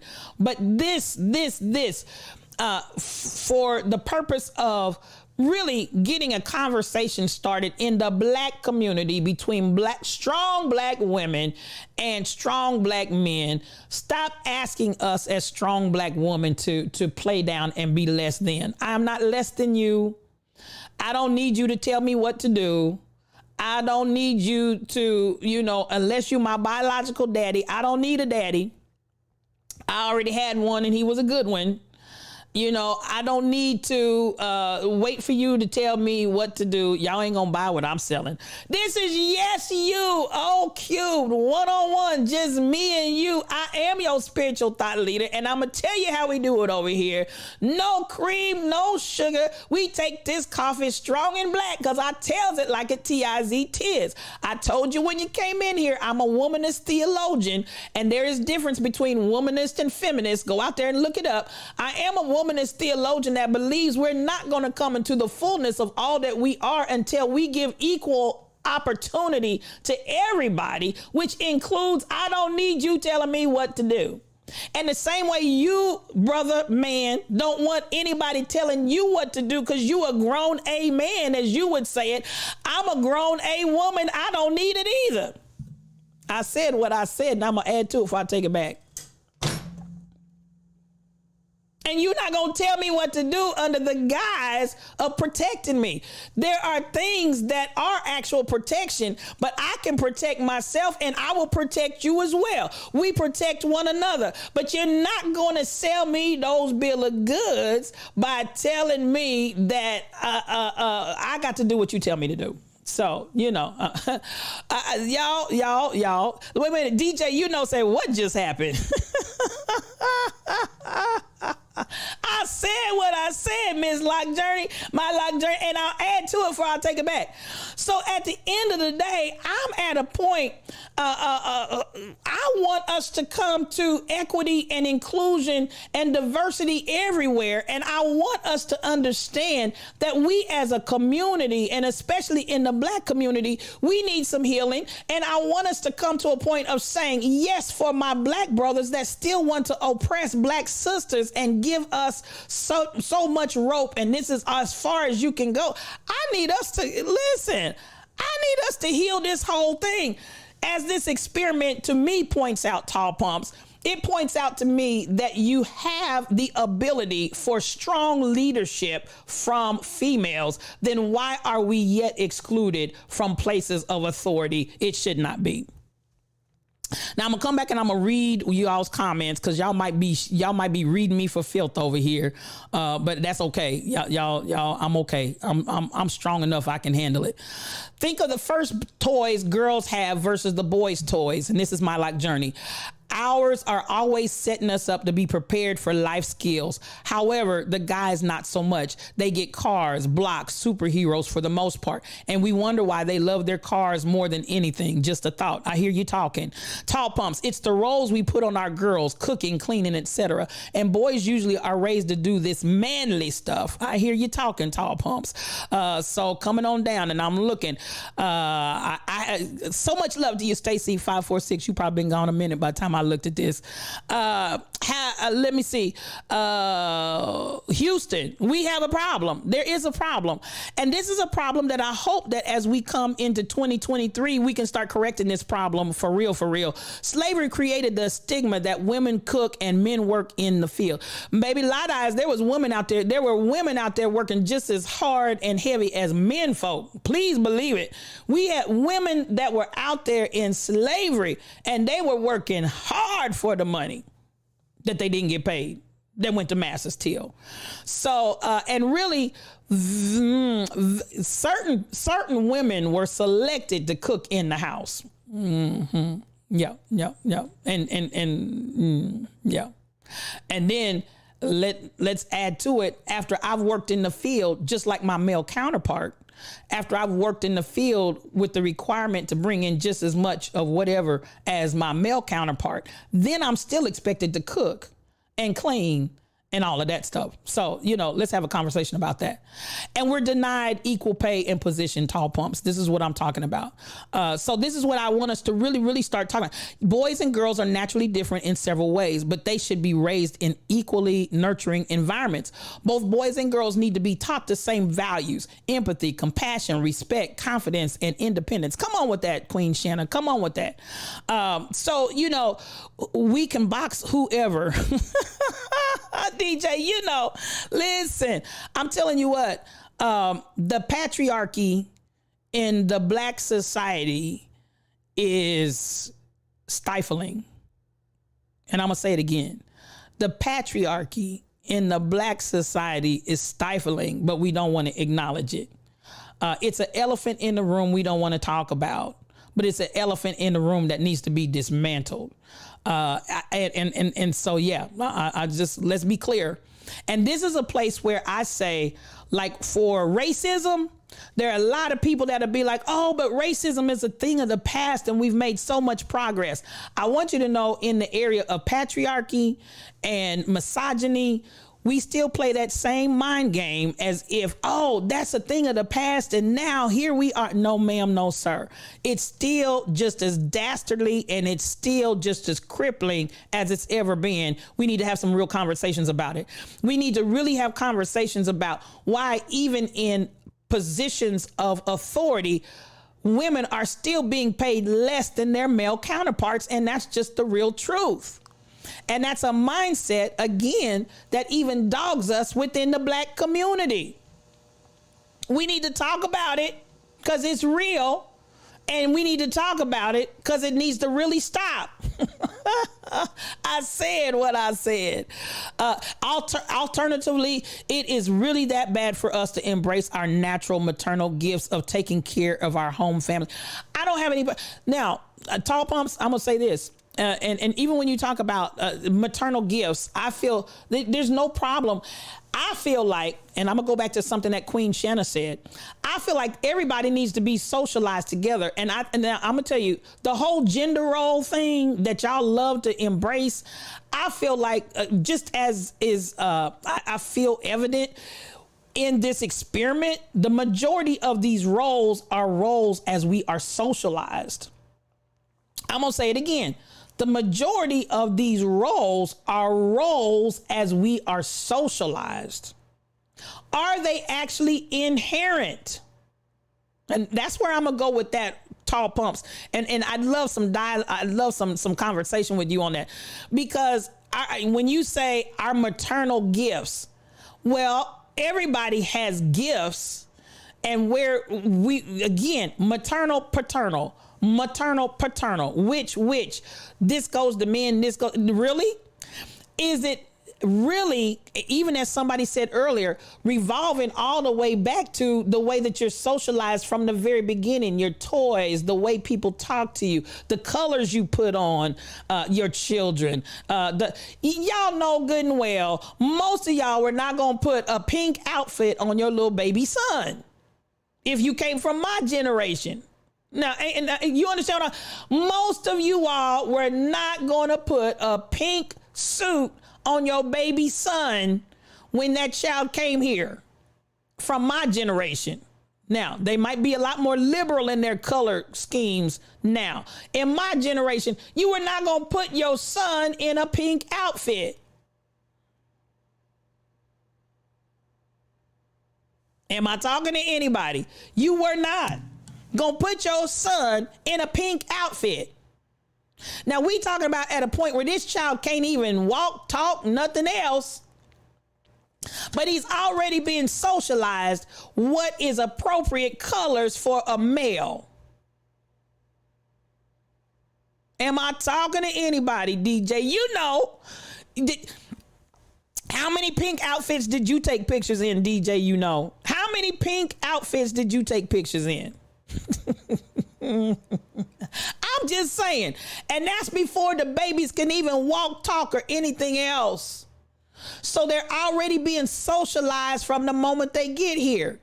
I've seen babies, male babies, almost be rough handled by folks trying to roughen and toughen up a kid. And I'm like, that's just a little boy. What you doing? What you doing? Hey, socialization. So when we start identifying paternal versus maternal, is that really inherent or is that still socialization? Just throwing that out there. Simply amazing. But black men oftentimes are defined by how well they provide for a woman and are highly insulted when women make it clear that she wants him, but she doesn't need him. Now, you said a mouthful right there. That we probably need to do a whole stream on that one and get the brothers and the sisters in here together. Black men oftentimes are defined by how well they provide for a woman and are highly insulted when women make it clear that she wants him, but she doesn't need him. And this is what I'm going to tell you in 2023, these Gen Zers and these millennials, these females are out here doing the thing. And so it's a whole lot of brother feeling going to be hurt if that's the case, because honey, the sisters don't need him. They want him. And so, that therein creates a problem, because if this is the way, I'm going to say this simply, that's still socialization. That's having been socialized that way. But is that a reality? We need to,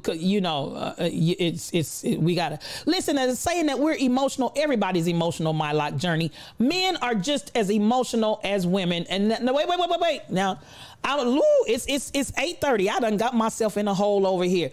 Men get PMS just like women. I said what I said.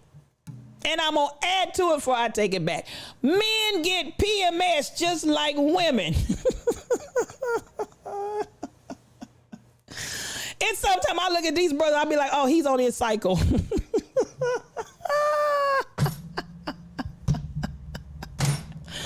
Oh my God. Oh, didn't nobody say nothing right there. Y'all got real quiet. Y'all got real quiet on me. I've been looking at some of these brothers. I'm like, he's on his cycle, baby. He is on his cycle.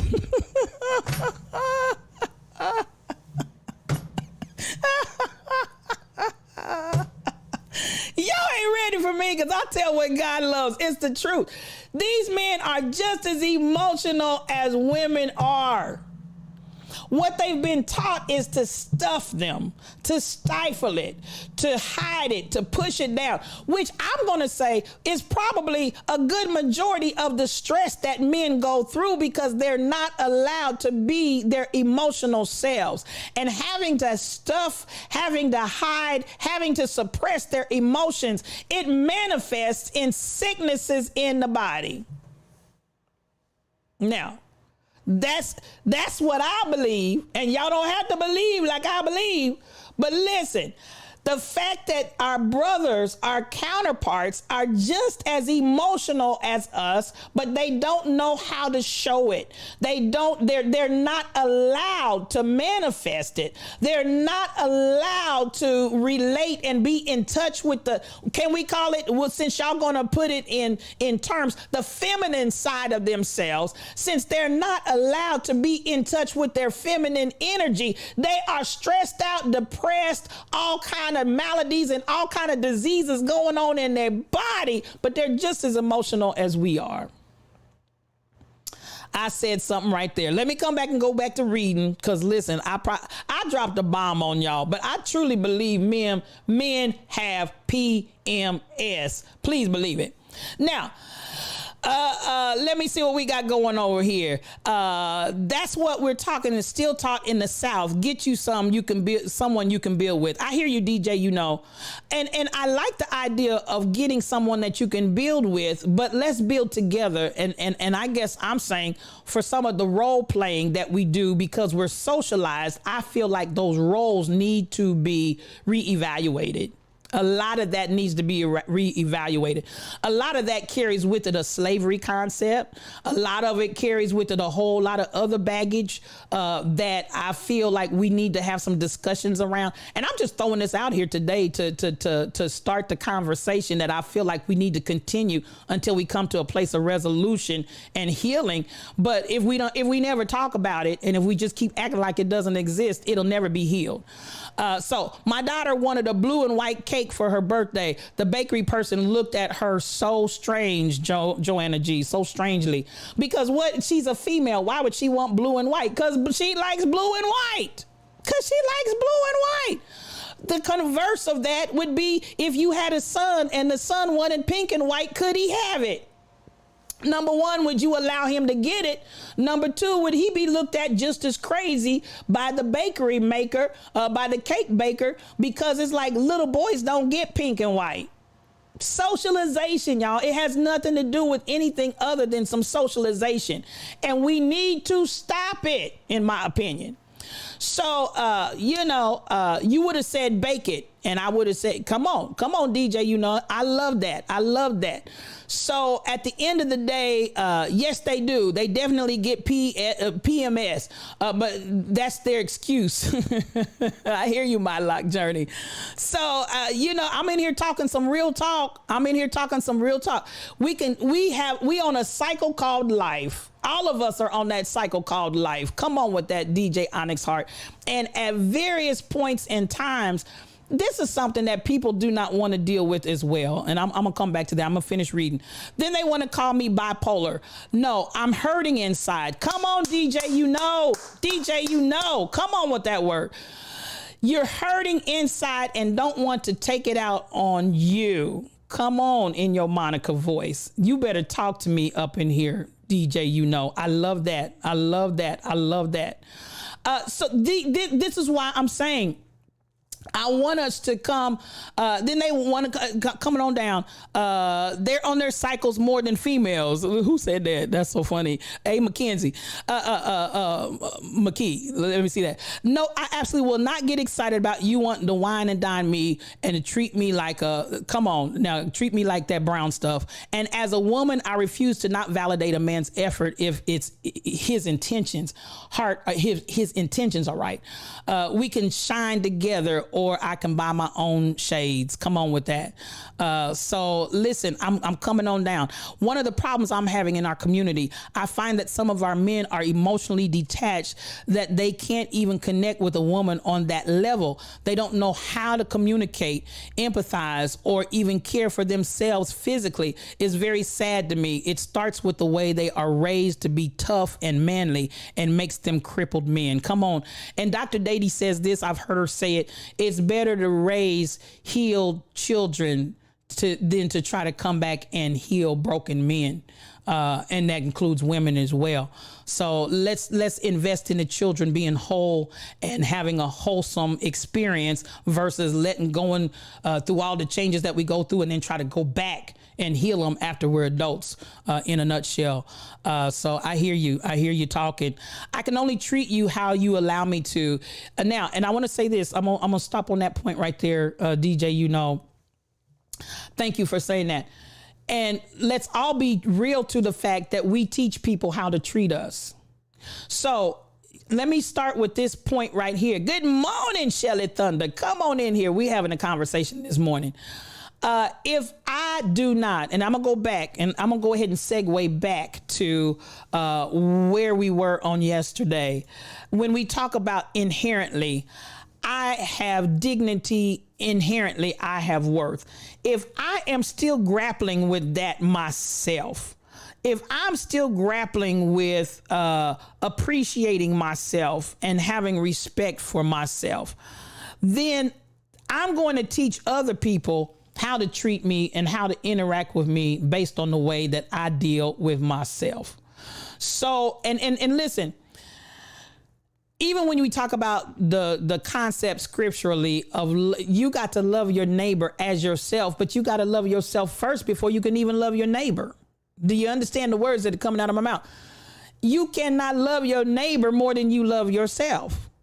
And this is a point that I want some of us to really think about from this perspective and just reflect back over your lives. I've had to do it. I've had to come to a point of saying, you know, these people treated me like dirt. They just treated me like dirt. I treated myself like dirt. Do you understand the words of the God? I treated myself like dirt, which made them feel like they could treat me like dirt too. Hello.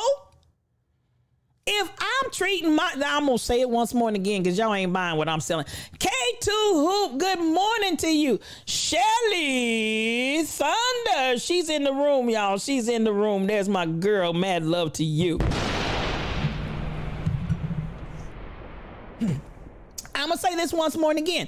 If I'm treating myself like dirt, I've now given the people in my environment the freedom and the liberty to also treat me like dirt. Fifi Turn B, come on in here. So much mad love to you. Come on in. Love me some you.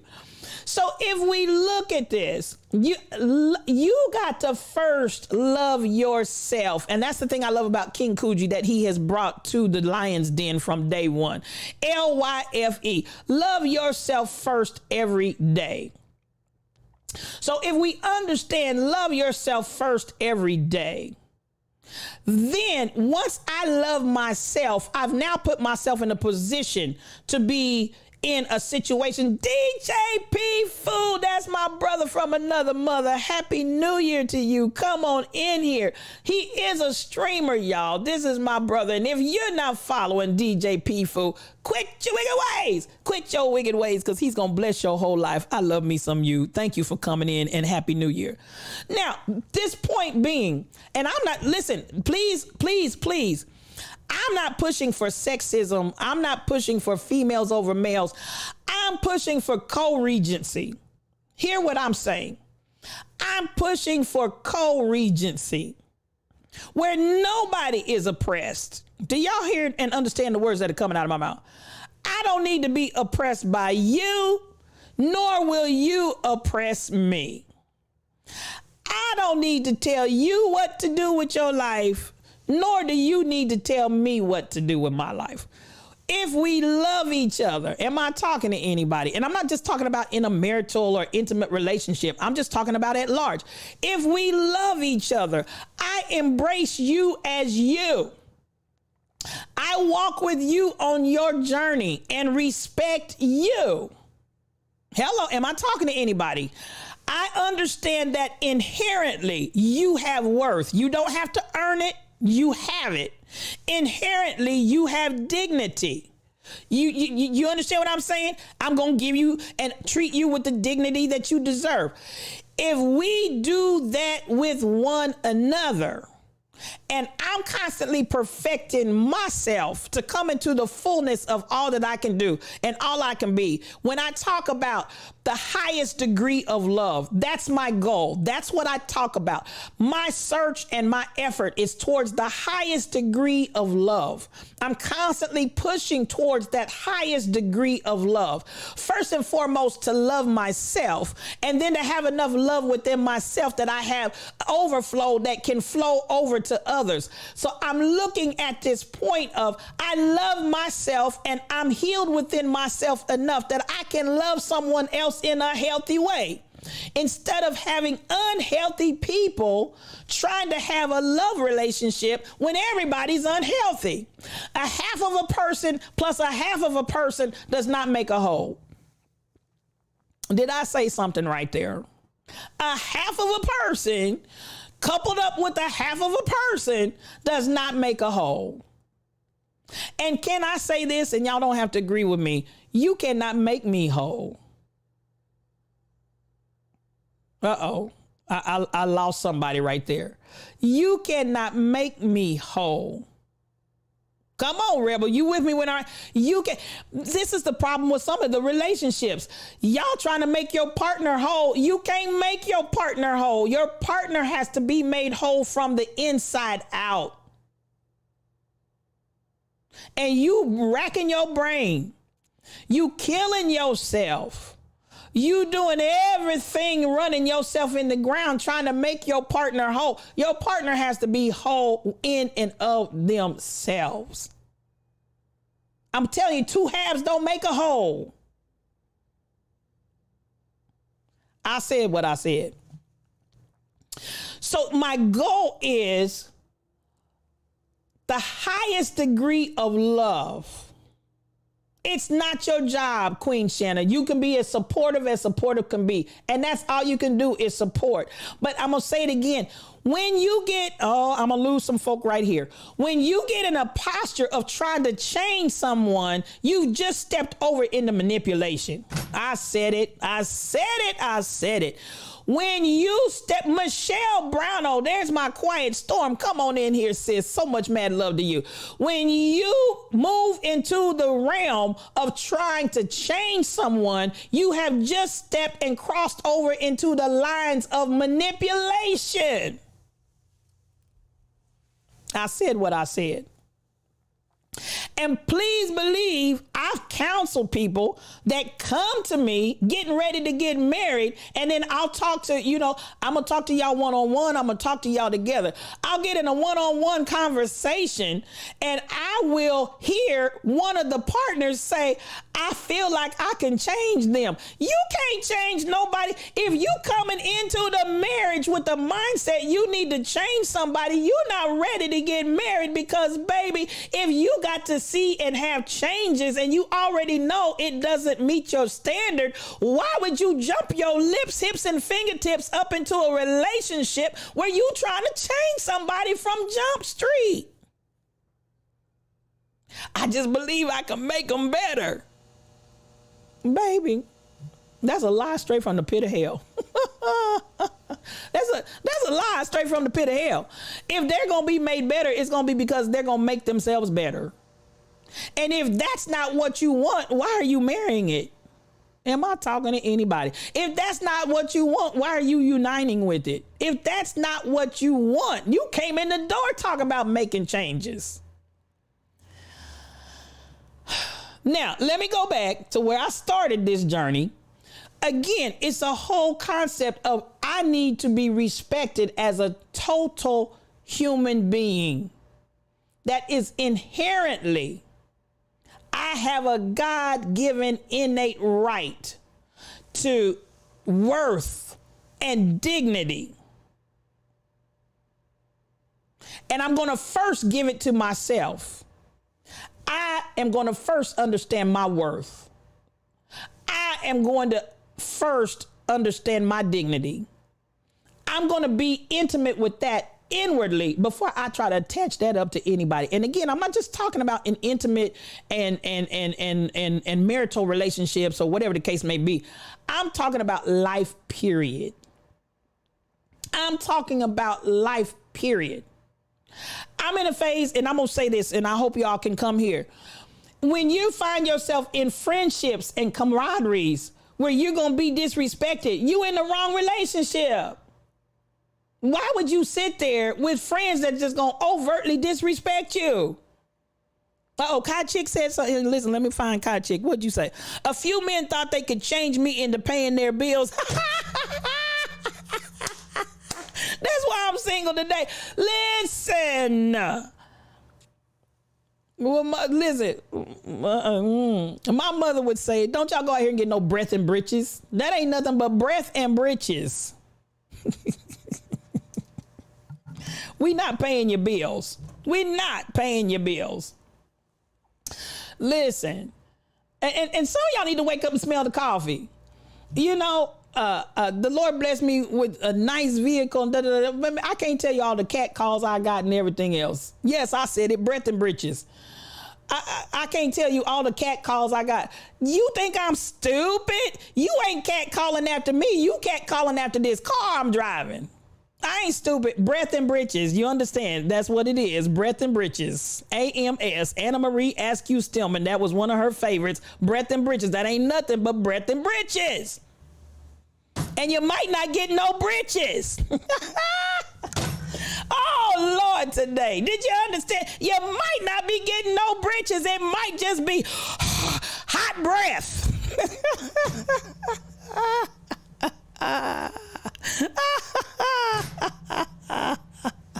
Don't tell me you would Askew too, girl. The child, we must be related. The Askew is my mother's maiden name. I'm gonna have to talk to you. Listen, at the end of the day, Anna Marie Askew Stillman said, don't you get you no breath and britches. And some of y'all ain't even getting britches. You're just getting hot breath. So listen, I just, you understand. But this is what I'm saying overall, though. And again, I'm not,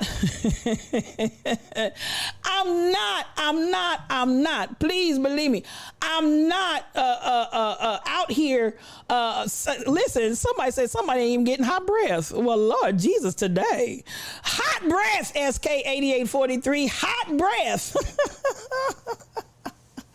But it still comes back to understanding your worth, your dignity, and your value.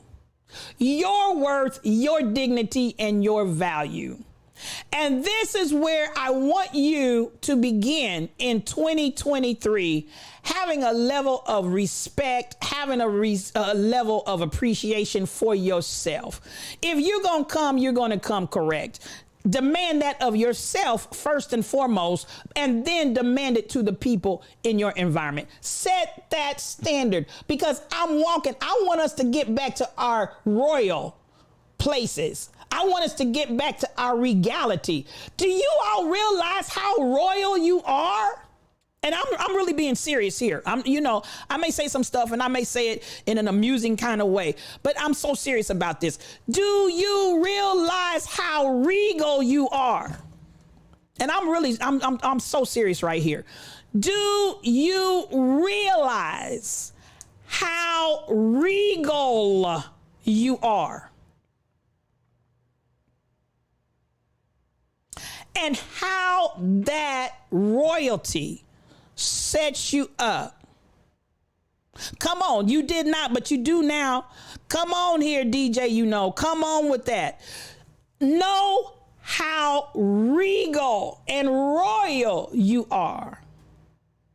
I really do. I want y'all to come into the fullness. Time is the time of excellence, Crystal Method. That's where we are. And good morning to you if I didn't speak when you came in. So glad to have you in the lion's den, but you said a whole mouthful. This is our time of excellence. Please believe it. This is our time of excellence. I don't want you coming in manifesting anything other than excellent. And it's okay if you do, because I'm going to hopefully help to remind you. No. That is, y'all know my favorite line from Panther. Show them who you are, T'Challa. Show them who you are. We are kings and queens, and we should carry ourselves in such a way, DJ, This is what I'm talking about. This is what I'm espousing. This is what I'm putting out here and saying, this is the place, this is the level, this is the standard, this is the magnitude that I want you to walk every day. And this is our time of excellence. Hey, come on. I want you to understand this is our time of excellence. And let's do this thing. So when we look at all of these different areas, when we look at all these different avenues, even, and I'm gonna take us all the way back to where we started, because I know some of y'all are not flying with me. You're not feeling me. But I want us to go back and take an assessment on this love affair that we have with football.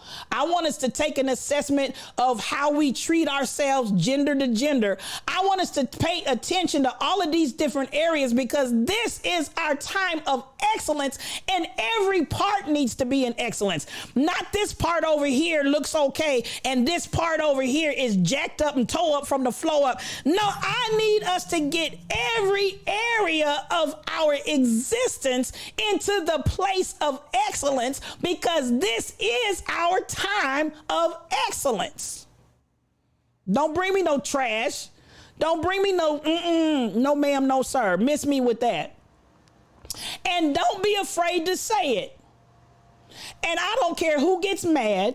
I don't care who walks off. I don't care who gets angry. At the end of the day, I'm walking in excellence. And if you're not going to bring me excellence, dismiss yourself, or matter of fact, I told somebody this. You don't have to dismiss me. I'll dismiss myself. Do you understand the words coming out of my? You don't have to dismiss me. I'll dismiss myself. Because what you're not going to do is have something raggedy, toe up, and jacked up and expect me to be okay with it. No, ma'am, no, sir. I'll show myself the door. Am I talking to anybody? Because listen, if you gonna come in here with anything less than excellence, You shall not pass! come on, you hear the words coming out of my mouth, DJ Onyx Hart. 2023 set a different standard. Hear me. For the strong black women in here that heard what I said, and to my strong black brothers that love us, that I love. Listen, truck driver, I love this brother. He's all meat, no cereal filler hot dog. He's all man right there. But he is also very, very understanding and embracing to the power of black women without a put down, without negativity. I love this brother. And if we can just get this energy into our community, if we can get this energy into our brothers, if we can get this energy into our sisters, if we can get this energy then to spill over into the world, we'll be doing something. And that's what we're here for. My time is almost up. But listen, that's what we're here for. 2023 is the year of promise. It's the year of your promise. Do not settle for less. Stop settling. As my friend Jonna CPW said, listen, she blessed me so, y'all. She blessed me so. She blessed me. And it's been a few years now. And I heard it when she stop setting yourself on fire to keep other people warm. Somebody needs to hear that word before we get up out of here. Stop setting yourself on fire to keep somebody else warm. Baby, straighten your back up. Hold your head up. Put a swerve in your curve. Walk as the regal person that you are. I want y'all to understand the fullness of what the universe and God has for you. And baby, walk your walk. Do you hear me? Talk your talk. Do you hear me? Show them who you are. I'm telling you, I want the very best of you to come forth in 2023. This is a year of your promise. Take it with excellence. Take it with authority. Take it with power. I'm going to share this one more time. And again, Kim Possible 711, I appreciate you for always feeding. You're always feeding, always feeding. I appreciate you. When our fight is grounded in a belief in our inherent worth and dignity, you deserve it. We don't have to carry the fight with us everywhere like armor. We are not here just to fight, suffer until we die. We get to choose rest, ease, and joy for ourselves because you deserve it. All of y'all on this earn it mentality. No, babies, you deserve it. You deserve it. And when you start walking and living at a level that says, I'm worthy of this. When you start walking and living at a level that says, it belongs to me. I own it. It's mine. When you start living, and I'm going to say this as we get out, you'll find that your promise, you become a magnet and your promise begins to find you. It begins to attract to you. It begins to stick itself to you. Just like if you took some straight pins, threw them in the floor and they scattered, and then you just come around with the magnet, and the next thing you know, the pins just start jumping on the magnet. I'm telling you, that's how your promise is going to do you. It will begin to magnetize to you because the promise at that point knows you're ready. Do you hear me? As long as you're in these other low mindsets, as long as you still got these other standards, as long as you still got folks putting you in a trick bag, as long as you still setting yourself on fire to keep other folk warm, as long as you're still engaged in all of that, your energy is saying to your promise, I'm not ready yet. And it repels that. It repels that. But the minute you shift the gears and you understand and you embrace your inherent worth and dignity, your promise it sits up and it pays attention. And the promise, come on, My Lock Journey. If I'm preaching to you, receive all of it. Receive all of it, My Lock Journey. Let that promise sense that you're ready. And once that is that my dearest friend? Fairly all day, you done snuck in on me. Come on, I love me some you. Good morning, good morning. I love you.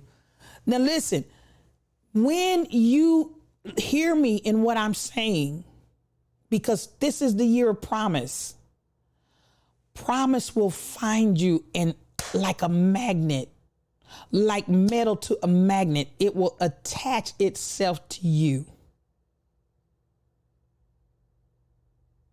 Boom, boom, boom, boom. Because then promise knows you are ready. You are ready. And I'm going to say to you as I get up out of here today, for those that are at this phase and stage in life, and this is resonating in your spirit, it's resonating in your shando, I want to tell you, you are ready. Let your promise find you. Oh, I feel for my brother. Well, I feel for my brother. I feel for my sister. This has been another edition of Yes You O Cube. One-on-one, just me and you. I am your spiritual thought leader, Regina L. Stillman, and for everybody that came in today, I appreciate you for being here. Nothing but mad love to you. Nothing but mad love to you. Now listen, I want you to check me out because I'm out here and we're going to do some things new in 2023. Please believe it. We got some things that we got on the horizon and I want you to be a part of that. So follow us out here on Facebook, YouTube, Twitter, Twitch, Patreon, Discord, and more. We out here, y'all. We out here. Now, you know what I'm going to do? I'm going to do this. Y'all may have already started me on my raid message, but hold on just a second. This is what I'm going to do right here. Let me say this. And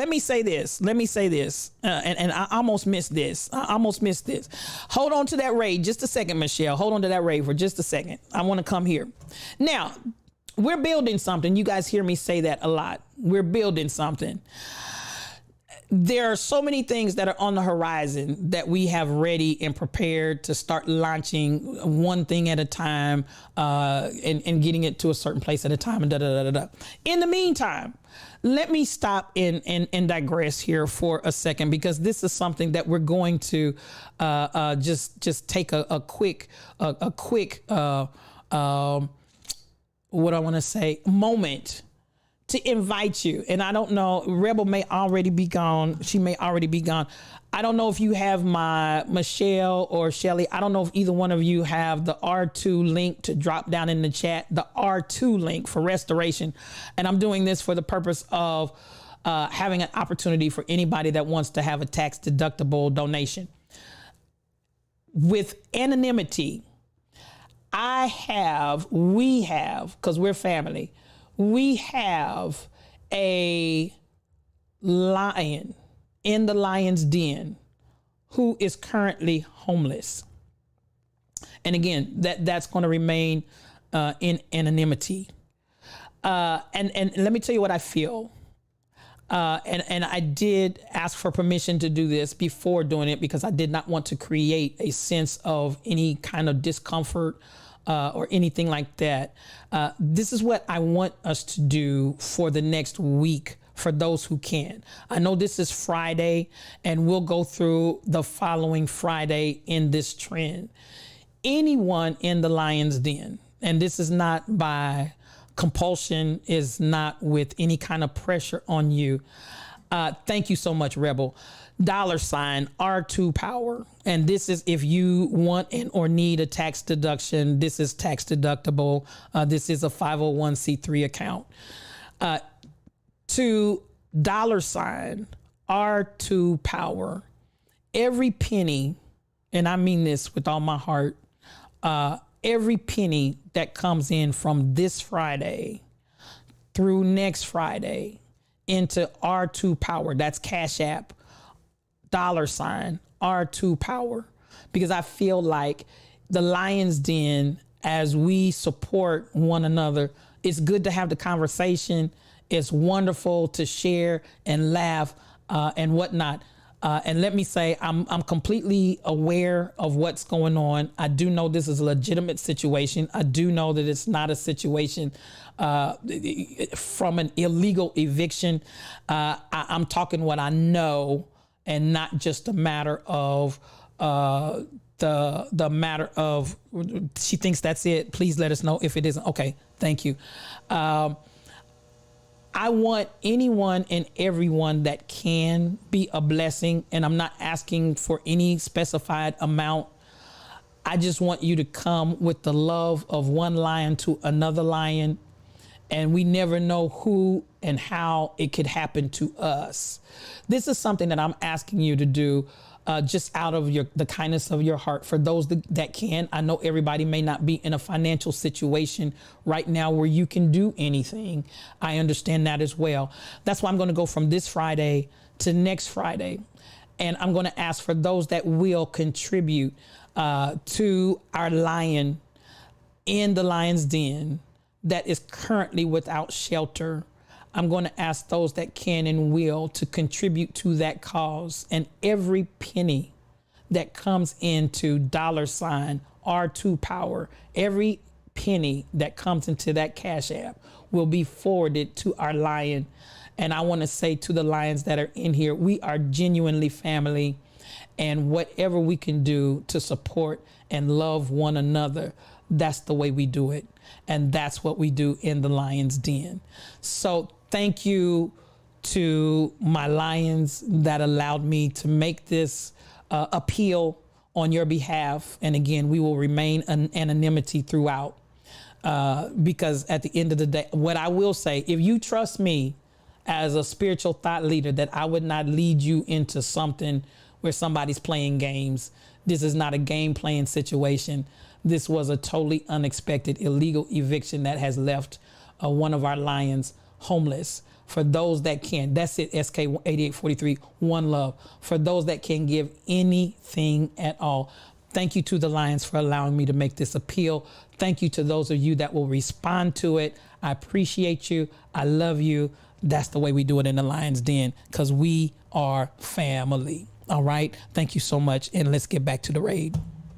Oh, I feel for Well, I feel for my brother and my sister, and I feel for my lions here in the Lion's Den. What I'm not going to do is talk about everybody else and not share love with those that need it in their time of need here in the Lion's Den. I appreciate you, and I want to thank you in advance for those that are going to give. I appreciate you for that. Now, why? Because at the end of the day, and I'm going to get ready to get out of here, I'm going to cut it short. It's us, you, me, we, all. It's one love. It's one love, Fairly. It's one love, SK 8843. It's one love. That's the way we do it in the Lion's Den. And this love is real. Now, I want to thank everybody that's given in this stream. And I appreciate you for all that you've given and all that you've done in not the den of iniquity, but the den of activity. And I appreciate your lion support. So listen to my moderators, Michelle Browno, the Rebel Inc., and Shelly Thunder. I appreciate the greatest mods here on Twitch. I love me some you. To the resubs, I thank you, DJ Onyx Heart. Simply amazing. Thank you for your resub. I love you. I love you. I love you. Now listen, we're getting ready to go over to Rebel's house. We're getting ready to go over give at $R2 Power. That's it. $R2 Power. And we'll keep doing it. We'll keep putting it up now through next Friday. And every dime is going to go to our lion here in the Lion's Den. Now, listen, let's go over to Rebels. Let's have some anti-morning bangos. Let's have the cracks. You know how we say it over here. Listen, do what you love what you do, and peace for your journey. I feel for my brother. Feel for my brother. And as time passes by, I see it unsatisfied. Oh, I feel for my brother. Feel for my brother. I miss you, man. You're my brother. I said I love you, babe. I won't forget you, no. Oh, no, no. Oh, no, no, no.